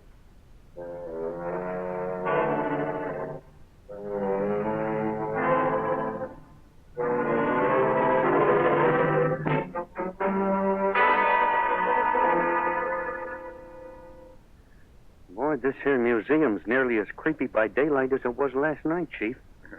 Oh, I was meaning to ask you, how come you stopped so long at the police lab? I was having the chief chemist prepare something that may prove to be a solution to this case, Harrington. Well, now that we're... Well, for the love of Mike, or Patrick Cork, I should say. Yes, a night watchman. Afternoon to you, Mr. District Attorney. Good afternoon. To you, Miss Harrington. How are you, sir? And thanks for your interrupting me premature wait. Think nothing of it, Mr. Cork. Hey, what are you doing on day duty, Cork? Well, after what happened last night, I was transferred to the day duty because they're short-handed here at the museum, owing to a couple of the boys being out sick. Oh, I see. Did Mr. Anderson transfer you? No, it was his assistant. Mr. Anderson's off home for the day with a cold. Huh? Hey, he didn't have no cold at 1 o'clock this morning. Well, I was hoping to get some further information on the history of the Holbein miniature from him. Well, now, his assistant, Miss Jones, might be after having it, sir. There's a pamphlet. Yes, that might do. Go get one of those pamphlets, Harrington. Yeah, okay, Chief. Right. Well, hello, Miss Miller. What brings you here at 90 miles an hour? No time for that now, Harrington. Oh, Chief, I Yes? have the information. Good, but just a minute, Miss Miller. Right. Harrington. Yeah, Chief? Get that pamphlet from the assistant director right away, will you? Down the hall, first door to the right. Yeah, thanks. Right away. Now then, let's have that report, Miss Here you Miller. are, Chief. Your hunch was more than right. Ah, yes, so it would seem. Hmm. Oh, Miss Miller, this is Patrick Cork, the watchman who was nearly strangled to death last night. Oh, hello, Mr. Court. You had a lucky escape. How do you do, Miss Miller?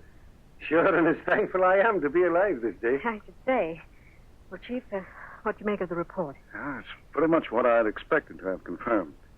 Do you have the key to the showcase guarding the Holbein miniature, Cork? I have that, Mr. District Attorney. Good. Open the case, William. Open the case? Yes. Well, now, I don't rightly know, sir. Well, I'll have to disconnect the alarm system first. That'll be quite all right. Well, if you say so, sir, I'll disconnect the wire here at the switch. Would you be wanting to take the miniature out, sir? No. No, I'm not even going to touch the miniature myself. Well, let anybody just try to touch it.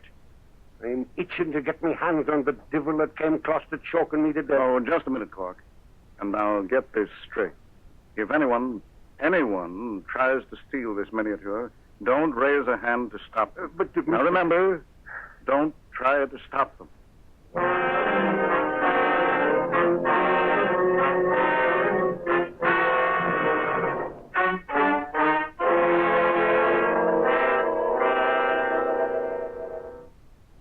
Come on, Yvonne. It is almost closing time, and we must act quickly. Museum is deserted. Pierre, this may be a trap. Nonsense. It's sleeting. That is why no one is here, and it is perfect. Now, go talk with the guard. Get him away from the miniature case, into the Egyptian room, and give me time to cut the glass. Suppose the alarm goes off as it did last night. Even so, there is only the guard. I will take care of him. Shh. Here he comes. Engage him in conversation for me. Get him away from here. Oh, watchman, I beg your pardon. Oh, good afternoon, miss. What can I do for you? I came to see the Egyptian collection. Where is it? Well, right down the hall, miss, around the corner to your left. Can you not take me there? Oh, that I can. And the gentleman, too. Oh, Why, I beg your pardon. The young lady and I are not together. Oh, I see. And what would you be wanting to see? Nothing in particular. You wouldn't be interested in miniatures now, would you?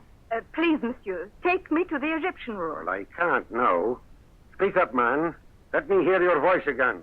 What is my voice to you? It is the same. You tried to steal that miniature last night. You tried to strangle me.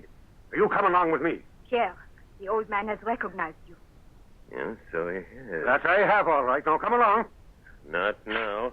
I have another idea. Oh. Oh. Yeah. You have killed this old man. I have merely destroyed a witness. Come, Yvonne. Now we will get the miniature.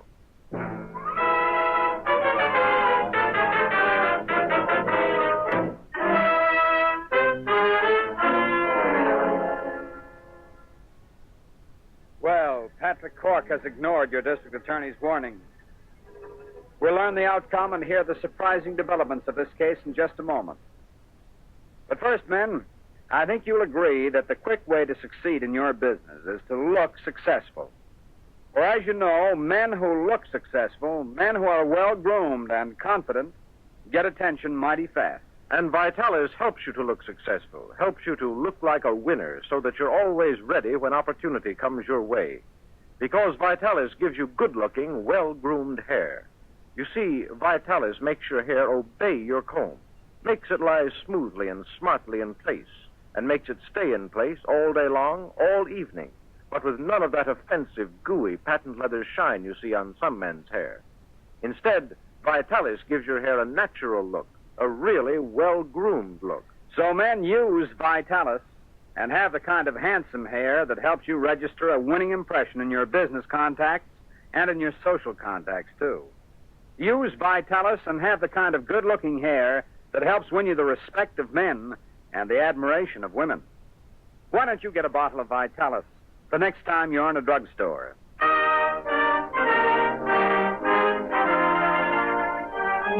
Now, back to your district attorney.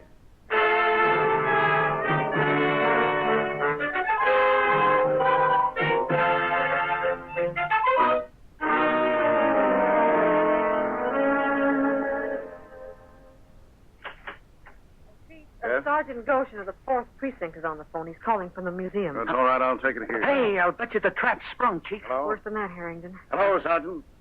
Yes? What? The miniature is gone? Cork is injured? What? Seriously? Yes, well, get him to the hospital. Get him the best specialist in the city. Yes, I'll be there as soon as I can. Yes, all right. Goodbye. What happened, Chief? I thought you told the old geezer to lay off. Yes, I did. I should have known a man can't forget a lifetime of training in an emergency. He tried to stop the thieves. A man and a woman with a French accent. And got strangled again. No, Harrington. This time the thief used a cane saw. Ran him through. What? Well, what are we waiting for, Chief? They've grabbed the bait. Let's go get them.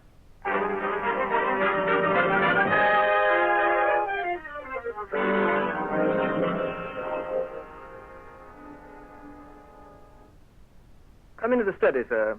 Thank you. Thank you. Was it necessary to bring your wife to my home? Yes, we are leaving the city immediately, Monsieur Anderson. Monsieur, give us the money and let us go quickly. Why? Why are you in such a hurry? What happened at the museum? Did you bungle again? No, this time I have the miniature. But unfortunately... Unfortunately what? Unfortunately, the watchman recognized me and tried to prevent our escape. Oh, how could he? Cork is on the night shift. It would seem that he was transferred to the day shift. Ah, yes, it would. Did you use that silk cord again? No. I had only my cane saw. You murdered the guard? There was nothing else to do. Well, you shouldn't have come here after doing a thing like that. I have no intention of getting mixed up in a murder. It is too late for that, monsieur. You are mixed up with us. And if we are caught, you also will pay for the crime. I have your $5,000. Give me the miniature. I beg your pardon, monsieur. Now we need $10,000. Yes, though there is a little more expensive. You agreed to sell the miniature for $5,000. I haven't $10,000 and I can't raise it. How much money have you, Monsieur Anderson? $5,000. That's all I agreed to pay, and that's all you'll get. Pierre, we are wasting time. Take the money and let us get out of here. Here is the miniature. Now, where is the money? The money is in my private safe over here. Ah, private vault for all their treasures. This is not the first time you have robbed your museum. That is my business. It seems practicing crime has steeled your nerves, monsieur. Pierre, someone is at the door. Whom are you expecting? Is this some trick, monsieur? I'm not expecting anyone. The servants are off, and I'll have to answer the door. My car is out front. Whoever it is will know I'm at home. Then go to the door. Get rid of them. Oh, it may be some friend, I'll have to admit for a moment. Here, you must hide. Get in the vault, quickly, both of you. Don't be ridiculous, monsieur. Hurry, get in that vault. Oh, here. Take this miniature with you. We have no intention of getting into your vault. It would kill us both. For once, Yvonne, you are right. However, we will take the miniature. I've no time to argue with you. You involved me in one murder. It is a trap. He has a gun. A trap or not, get in that vault. It all depends on how badly you bungled. If it's the police, if they followed you here... Get in, do you hear me, madam? You wouldn't dare use that gun, monsieur. Wouldn't I? I think you would, Yvonne. Come. You know I would. Get in that vault.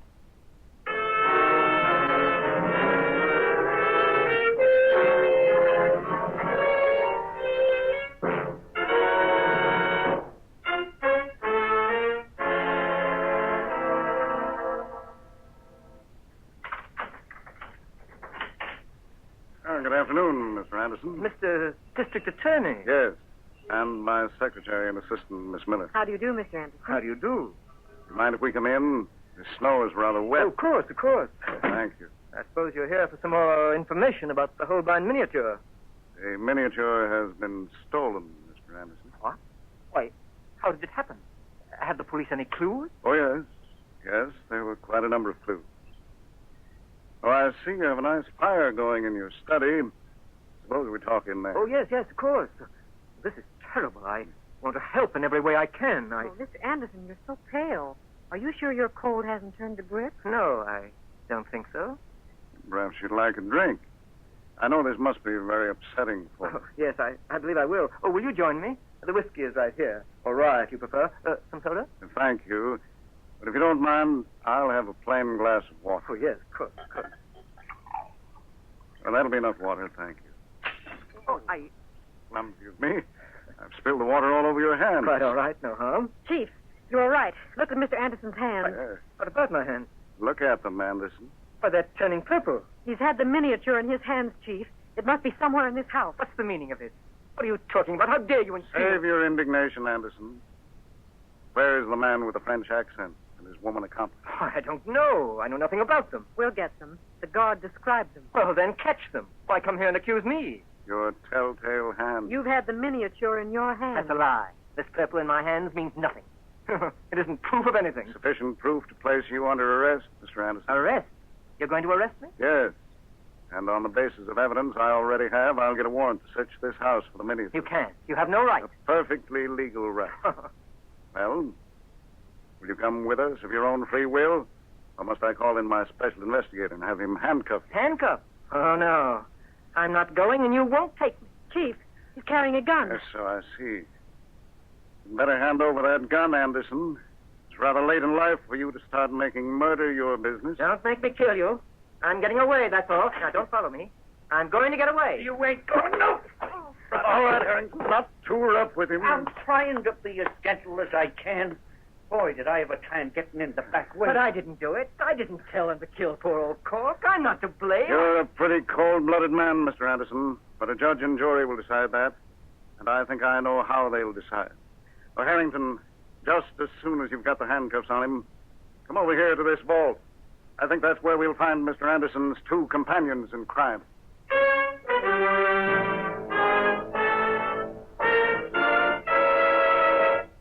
Before your district attorney tells you when and why he first suspected Anderson and the means he used to prove his guilt, here's a special message for every woman listening in tonight. Now, you want your husband or your sweetheart to do all he can to keep the hair he has, don't you? Then tell him about Vitalis and the famous 60-second workout. Yes, tell him to use Vitalis and the speedy 60-second workout because it helps a man to keep the hair he still has. For you see, men, the easy Vitalis workout helps in 4 different ways. 4 very important ways. It loosens up your tight, dry scalp and really gives your hair a chance. It stimulates the circulation. It routs unsightly loose dandruff, and it helps prevent excessive falling hair. So, men, why don't you start using Vitalis and have good-looking, well-groomed hair every day? Use Vitalis in that easy, speedy workout, and let it help you to keep the hair you still have. Ask your druggist for a bottle of Vitalis tomorrow or even tonight.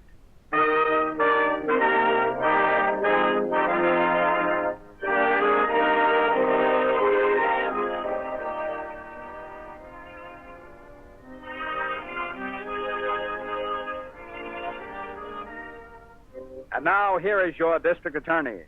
Well, ladies and gentlemen, fortunately, Patrick Cork did not die.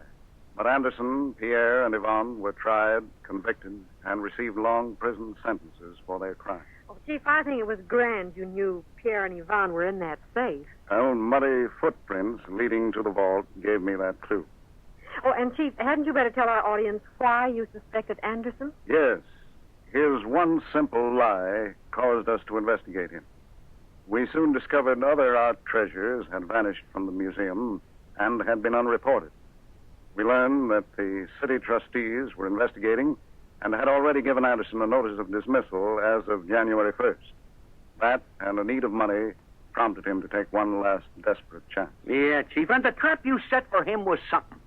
Boy, you sure caught him purple-handed. Yes, Harrington.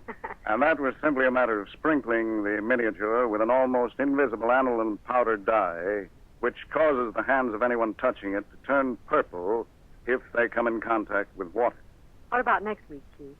Well, next week, ladies and gentlemen, we again have quite a different case and one of the most baffling sagas of double murder this office was ever called upon to solve. The case of the bittersweet. So don't miss the case of the bittersweet at the same time next week. Until then, thank you and good night. And remember, buy defense savings bonds and stamps.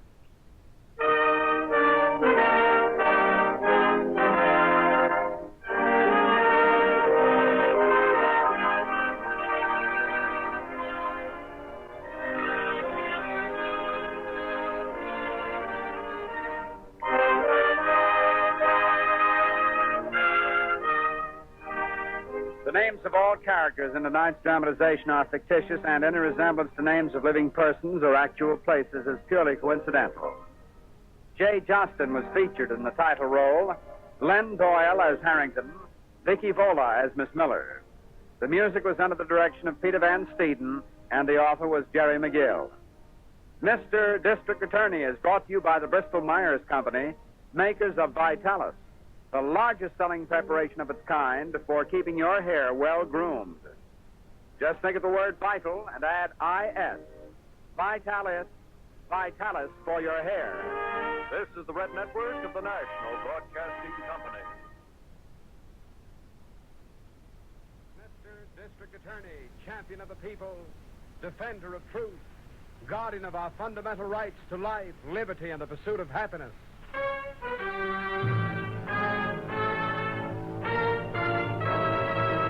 Mr. District Attorney is brought to you by Vitalis, Vitalis. Vitalis, the famous preparation that keeps your hair well groomed, and used with a speedy 60-second workout, helps you to keep your hair.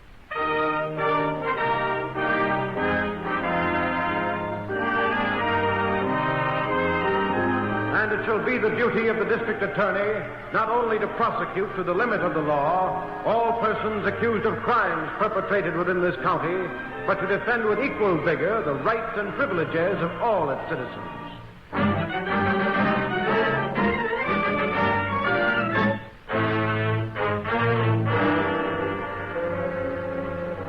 Our case tonight opens in a recently completed defense factory located in your district attorney's city. Mr. Winstead, the personnel manager of the plant, is busily working at his desk. Winstead speaking. Hello, Mr. Winstead? Yes? My name is Preston. Yes? I'm calling you about that ad you got in the papers. The one where you're looking for skilled workers. Oh, yes. Did you get any answers to that ad, Mr. Winstead? Not a single one. Why? I didn't figure you would. Are you applying for a job, sir? No, I'm just interested in your problem. Well, look, old man, I'm very busy right now, You and want skilled workers, don't you? Yes, I need them very badly, but How if many you want an guys do applicant... you figure you need? Well, at least 100 immediately. But why should that concern you? I can get them for you. How? I got an angle. Now, look, you're wasting my time. I've spent weeks combing every available source to find men. There just aren't any to be found. I said I could get them for you, Mr. Winstead. Where? I'd like to tell you that personally. Could you meet me someplace, maybe? Well, Suppose I drop by in my car and pick you up. You can get me 100 skilled workers? That's right. Very well. I'll be ready in half an hour.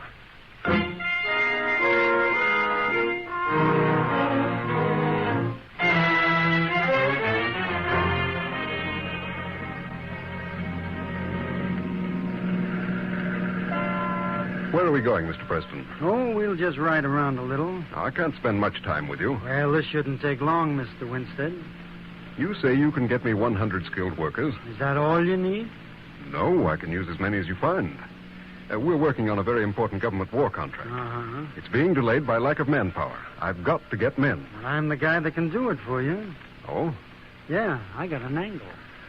What is this angle? How long will it take you? A few days, a week maybe. Where will you get them? I don't know yet. You certainly make this all sound very mysterious. Well, you wouldn't tell me your business secrets, would you? Just what do you get out of it? Well, I collect what you call a commission like. Oh, from the workers? Oh, no. From you. How much? Oh, say 10% of each guy's pay. Their first week's pay. You kidding? Why, that wouldn't even pay my expenses. Well, what is your price? 10% every week as long as you use them. Well, that's ridiculous. They might work at our plant for years. Sure. That could amount to almost $1,000 a week. I know. That's way out of line, Mr. Preston. That's my price. No cut rates. So how about it, mister? Well, If you stall around, it'll cost you more. all right. It's a deal. Okay. Where can you be reached if I want you? A friend of mine runs that bowling alley over on West Street. You can get me there. Very well. Now, I think we ought to put our deal in writing, Mr. Winston.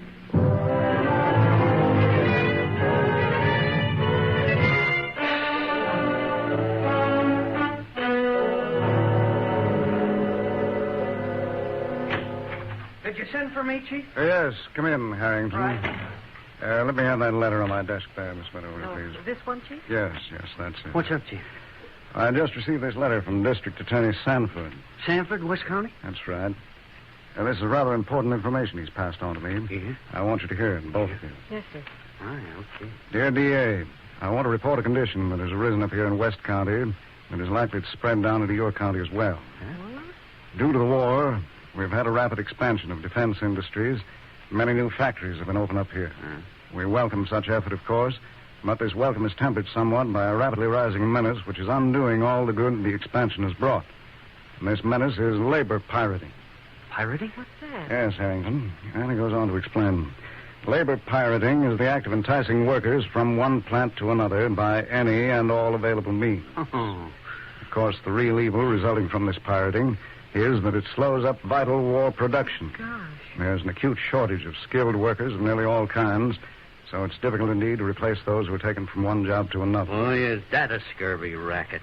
Any more, Chief? Yes, he says the bait used ranges from the lure of higher wages to out-and-out kidnapping. In most instances, neither the employers nor the workers are at fault. The real offenders are a group of unscrupulous negotiators, usually ex-racketeers. One of these is a man named Barney Preston. He has been indicted by our grand jury because of his activities in hijacking labor. I regret to tell you, however, that Preston has avoided arrest by leaving town. I have information that he may have gone to your city. Undoubtedly, he will continue his practice there. Any efforts on your part to apprehend him will be appreciated. Sincerely yours, George Sanford. Oh, how do you like that? Something new has been added, huh, Chief? Yes. Another field has been opened to the racketeers. Well, that kind of business is practically fifth column work. Yes, I know. I never heard of this Preston guy. Did Sanford enclose any information about him? Yes, a complete description. Good. I get out a general alarm on him right away, Chief. Yes, Harrington, I wish you would. Right. And, Miss Miller. Yes, Chief. I want to send a letter to the heads of all the factories in town. I want to warn them that labor hijacking will not be tolerated here.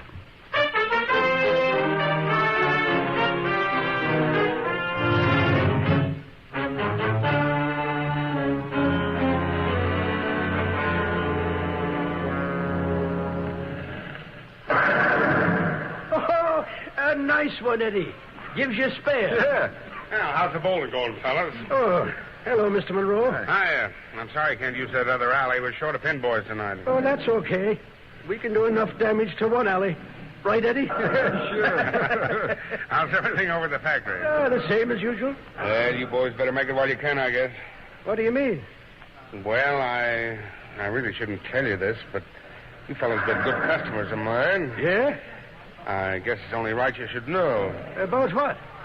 Well, a couple of the big shots from the plant were in here bowling a few strings last night. Yeah? They'd also been hitting the bottle a bit, so I guess that's why they were careless about what they were saying. Uh-huh. I happened to overhear them talking about the government's going to cancel all the contracts with your factory. What? Did you hear that, Eddie? Yeah, how come, I wonder? Well, I heard this man say something about the motors didn't operate right when they were used on the fighting front. Well, what do you know?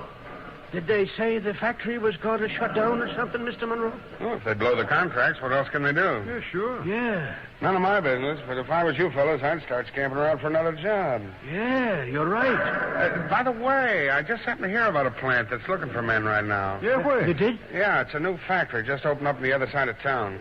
They need fellows in your line real bad. I think maybe we ought to hop over there, huh, Eddie? Oh, you said it. Thanks for tipping us off, Mr. Monroe. Oh, glad to do it. Hey, but look. Yeah? Don't say anything to anybody else about it, will you? Oh, don't worry, Mr. Monroe. We won't tell a soul.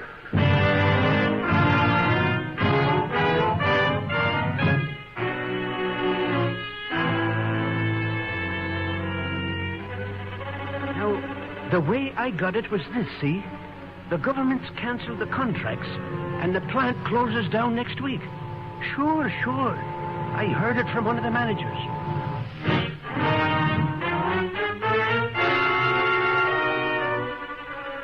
The government inspector told me the whole thing. The plant closes down in 4 days. Sure, that's a fact. Now, if you're smart, you'll jump over to that new factory that just opened up over...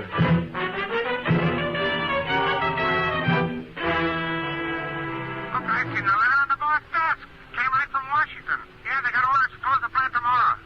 I don't know about you guys, but I'm going over to that new factory that just opened.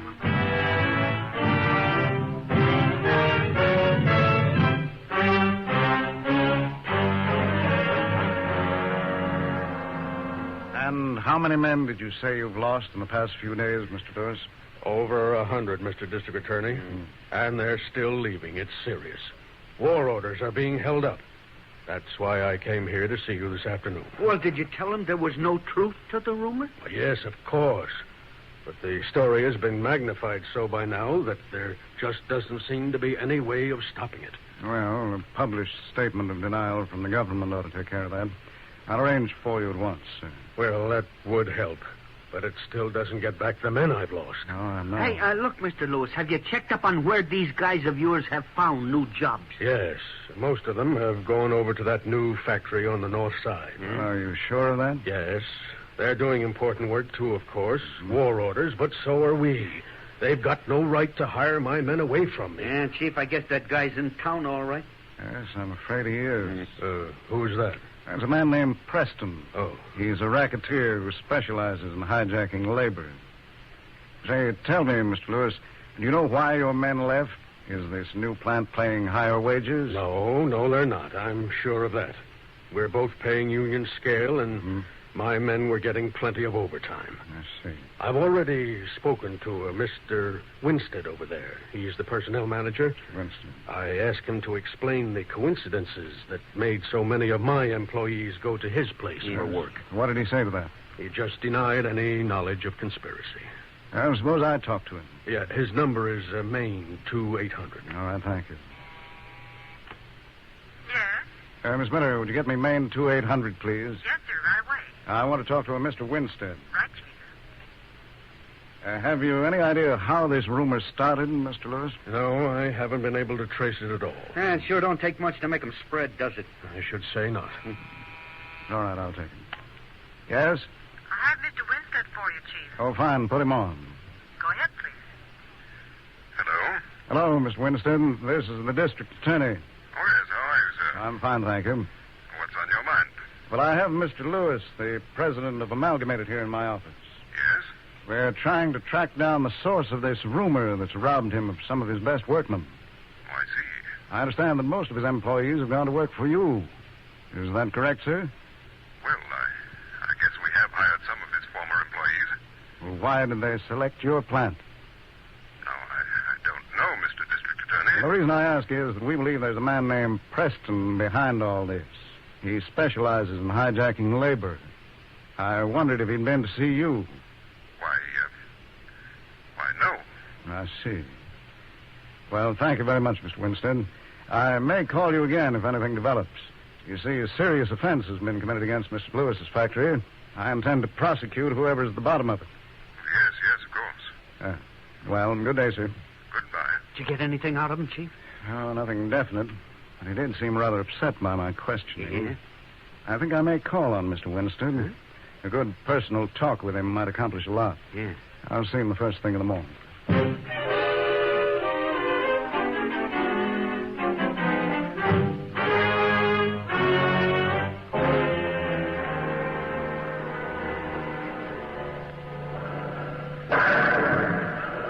Looking for me, Mr. Winstead? Oh, hello, Mr. Preston. I didn't think you'd ever get here. I've been waiting almost 2 hours. Oh, that's too bad. Never mind that. I've got to talk to you, privately. Okay.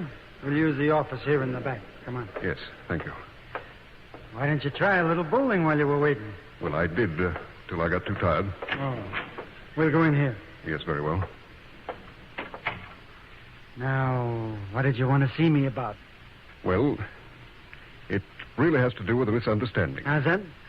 I had no idea that you'd use the methods you employed to get those workmen from me. No? No. How'd you think I'd get them? Pick them off trees? I thought you were going to use legitimate means. You already tried that, didn't you?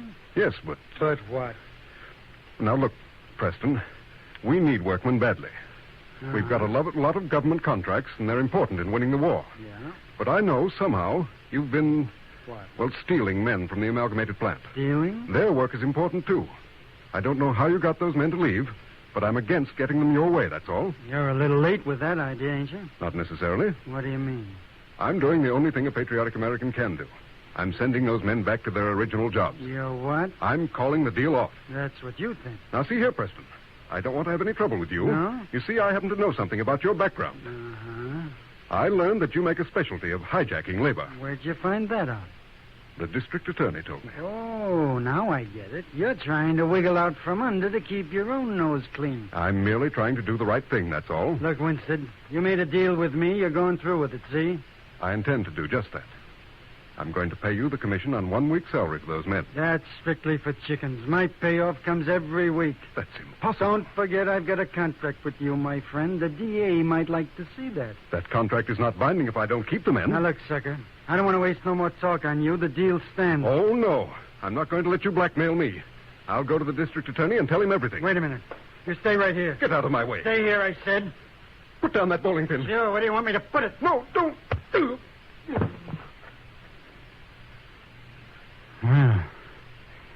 I guess they better set him up in the next alley.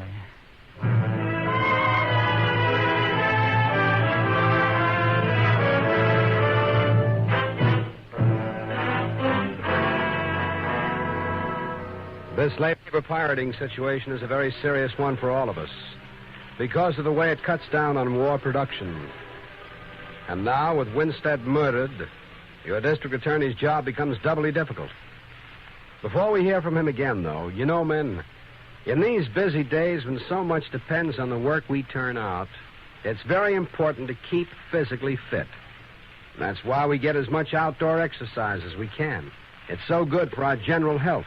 But it can be mighty bad for your hair, for the hot sun bakes it and makes it look dry. And the shower bath or swim afterward drenches your hair, making it look lifeless and stringy. Yes, that's true. But there's an easy, speedy way to help overcome the damaging effects of sun and water. A 60-second workout with Vitalis. Vitalis. Vitalis. This brisk massage with Vitalis loosens your scalp, stimulates the circulation, routs unsightly, embarrassing loose dandruff, and helps to prevent excessive falling hair. The pure vegetable oils of Vitalis come to the rescue of your oil-depleted scalp. So when you comb your hair, it lies smartly and smoothly in place and looks well-groomed. That's why thousands of men in all walks of life use Vitalis and the 60-second workout, in spite of summer sun and soaking water. This famous Vitalis workout helps you to keep your hair for the days to come and keeps your hair good-looking every day.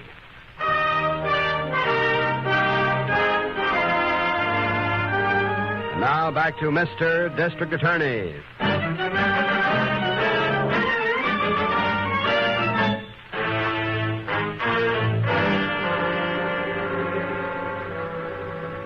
Mr. Winstead's body was found early this morning, Miss Ma'am. Where, Chief?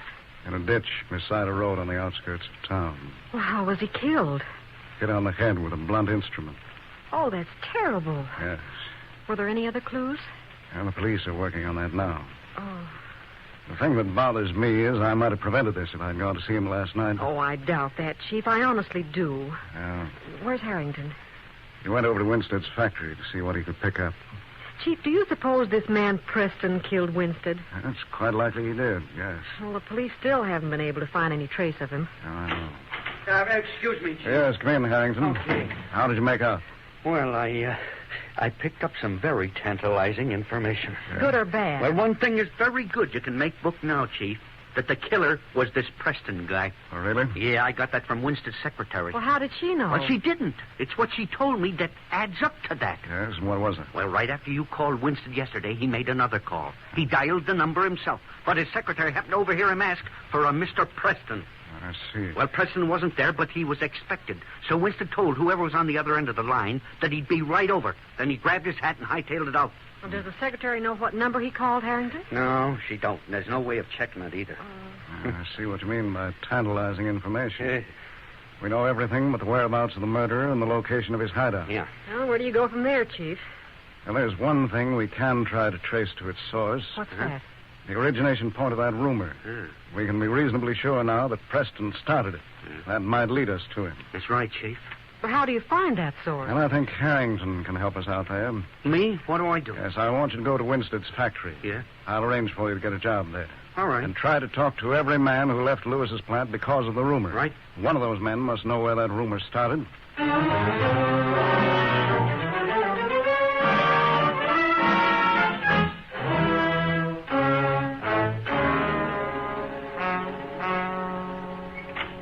Hi, Miss Miller. Where is he? Well, he's still at police headquarters, Harrington. Oh, boy, I got a red-hot lead for him. Really? Yeah, I think I found out where that rumor was started. Where? Well, I got it from two guys. They didn't want to tell me at first. I had to flash my tin before they'd even talk. Well, what did they tell you? Well, it seems they got the story from some guy who runs a bowling alley right near Lewis's factory. Yes? He handed it out to them as very confidential stuff. Well, that's how all rumors are planned. Yeah, sure. Well, I'm going over and see that guy right now. Well, what'll I tell the chief? Well, just give him the information I just gave you and tell him that I'll call back as soon as I make sure I'm on the right trail. Well, when will that be? Just as soon as I make that guy in the bowling alley talk. Come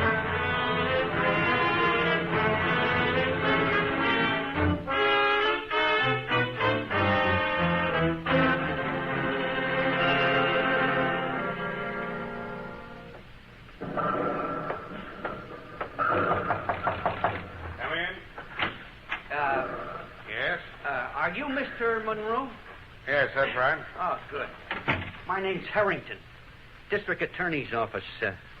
I want to ask you a few questions. Okay. Sit down, Mr. Harrington. Thanks.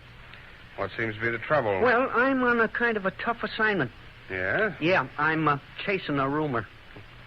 See any laying around here? No, but that don't prove nothing. They never show up till you get them in the light. Oh, that makes it tough, huh?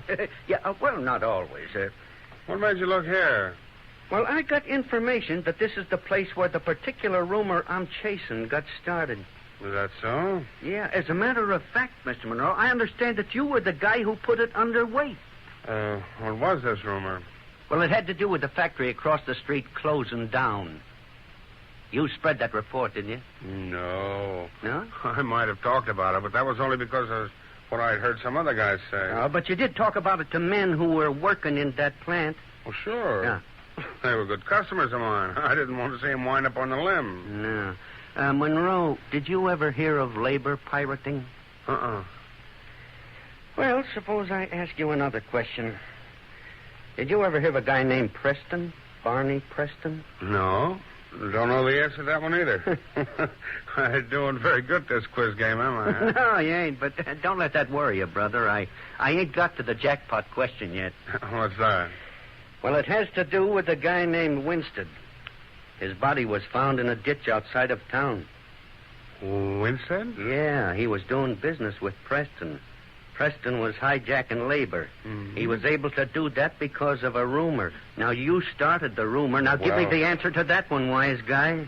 Well, I'm sorry. I got to blow that one, too. Oh, that's too bad. Well, suppose we played this game in a new location.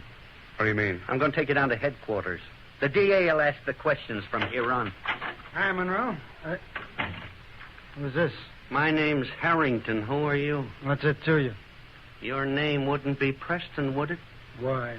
I've seen pictures of a guy by that name that looks just like you. Yeah? Yeah. Don't reach for that gun, copper. I got you covered. What? Nice going, Monroe.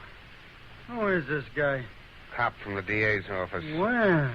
He's been playing a game, trying to get some answers. I got my answers. Sure, only they ain't going to do you any good. No? Sit down again, copper. Sure. We're going to play another game, only this time we ask the questions.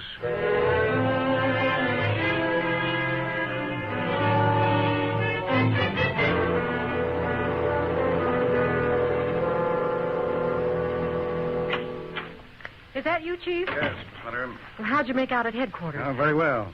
I examined Winstead's body and found what may be an important clue. Really? Yes, it more or less identifies the type of place in which he was killed. Oh, that's swell, Chief. Have you heard from Harrington? Well, yes, he came in about an hour ago. He seems to have found something, too. The source of the rumor? Yes, at least he thought so. Hmm? He was on his way to investigate when he called. Who is he after? The proprietor of a bowling alley located near Lewis's factory. A bowling alley? Yes. You say you went there an hour ago? Well, yes, Chief. What's wrong? Well, the clue I found revealed that Mr. Winstead was murdered in a bowling alley.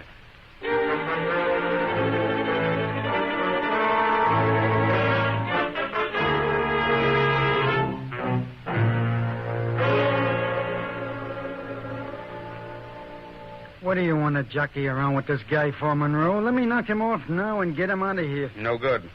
They came up with that Winstead guy before he was cold. Just because you were in a hurry. What do you think we ought to do? Put him on ice till the joint closes.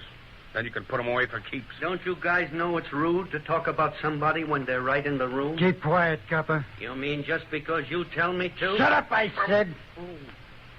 Brother, if you didn't have that gun in your hand... Look, Monroe, I can't wait around here till the joint closes. There's too much heat on me. You want to get rid of this guy, don't you? Sure, but why can't you take care of him? Because that ain't in my line. Nice, clean fella. Well, I ain't hanging around, see? Look, suppose I give it to him now. Then you can get rid of him. You can do that, can't you? Well, okay. But no guns. I don't want any noise. I'll give him the same thing I gave Winston. No, you won't, brother. You ain't got nothing to say about it. I got this much to say. You're going to have to use a gun on me and use it now. I ain't waiting for that bowling pin. Get away from me. Give me that plug. Get out of it, Monroe. Show me. All right, you two. Stand where you are. You're covered. Take that gun away from him, Harrington. Right, Chief. Thanks for the lift. Who are these men? Well, this character here is Barney Preston. Oh, this is a pleasant surprise. Harrington, you may arrest him for the murder of Mr. Winstead.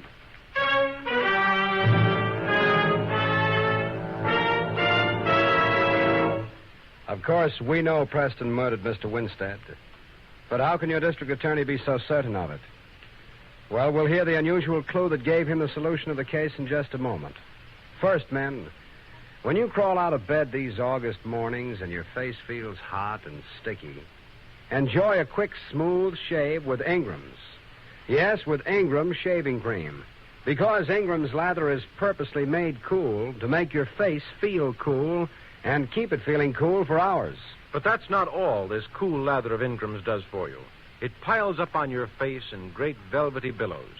It conditions your skin and softens and wilts your whiskers. Gets your beard and skin all ready for your razor.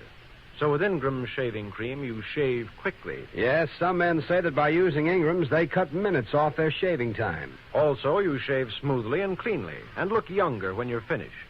Finally, you shave pleasantly, for the cool lather of Ingram's makes your face tingle with a feeling of delightful coolness, and it keeps your face feeling cool long after you put your razor away. So, men, why don't you use Ingram's? That's Ingrams. Ingram's shaving cream. It's that famous shaving cream that you can get in either a jar or a tube, whichever you like. Now, why not get a jar or a tube of Ingram's from your druggist tonight and enjoy a quick, clean, cool shave with Ingram's tomorrow?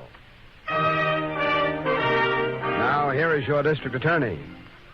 Well, ladies and gentlemen, I think the first thing you should know is that we were able to get a conviction against Barney Preston for the murder of Winstead. And he paid for this crime with his life. Oh, Chief, I think you should tell the folks about the clue that you found when you examined Winstead's body. Very well, Miss Miller. That clue was some powder-like substance that I found under one of Winstead's thumbnails. On examination, this substance turned out to be a special kind of chalk that bowlers use to keep their fingers dry when they handle the ball. I was then able to establish that Winstead must have been in a bowling alley at some point just before his death. And that's why you came running over to Monroe's alleys on the double, huh, Chief? Yes, Harrington. I knew there was a good chance of your meeting the same fate. Oh, I'm glad you sent that Monroe guy away, too, Chief. He was getting a cut from Preston. He'll have time of 15 years to think up some new rumors before he gets out. Yes, and speaking of rumors, Harrington, I'd like to repeat at this time a message that I sent to every employer and war worker in our city. And these were the words. If you are engaged in any work that will help our nation win this war, stay with your job. Don't listen to rumors or offers of better pay or even seek easier work. The production line is the front line here at home. Anyone who disrupts this line is guilty of sabotage, just as Preston was. This is the people's war. By your effort, we can win it. Right, Chief. And if a guy's looking for a job where he can help win this man's war, the place to find out where he's needed is the nearest United States Employment Service Office. They can give all the dope on all kinds of defense jobs. Yes, indeed they can. What about next week, Chief? Well, next week we'll have another dramatic case. The case of the phony payoff. It's a colorful and exciting story. I hope you'll remember to join us again next Wednesday, and until then, thank you and good night. The names of all characters in tonight's dramatization are fictitious, and any resemblance to names of living persons or actual places is purely coincidental. Jay Jostin was featured in the title role. Len Doyle as Harrington, Vicky Vola as Miss Miller. The music was under the direction of Peter Van Steeten, and the authors were Ed Byron and Jerry Devine. Mr. District Attorney is brought to you by the Bristol Myers Company, makers of Vitalis, used by more men to keep their hair well-groomed than any other preparation of its kind. Just think of the word vital and add I-S. Vitalis, Vitalis for your hair.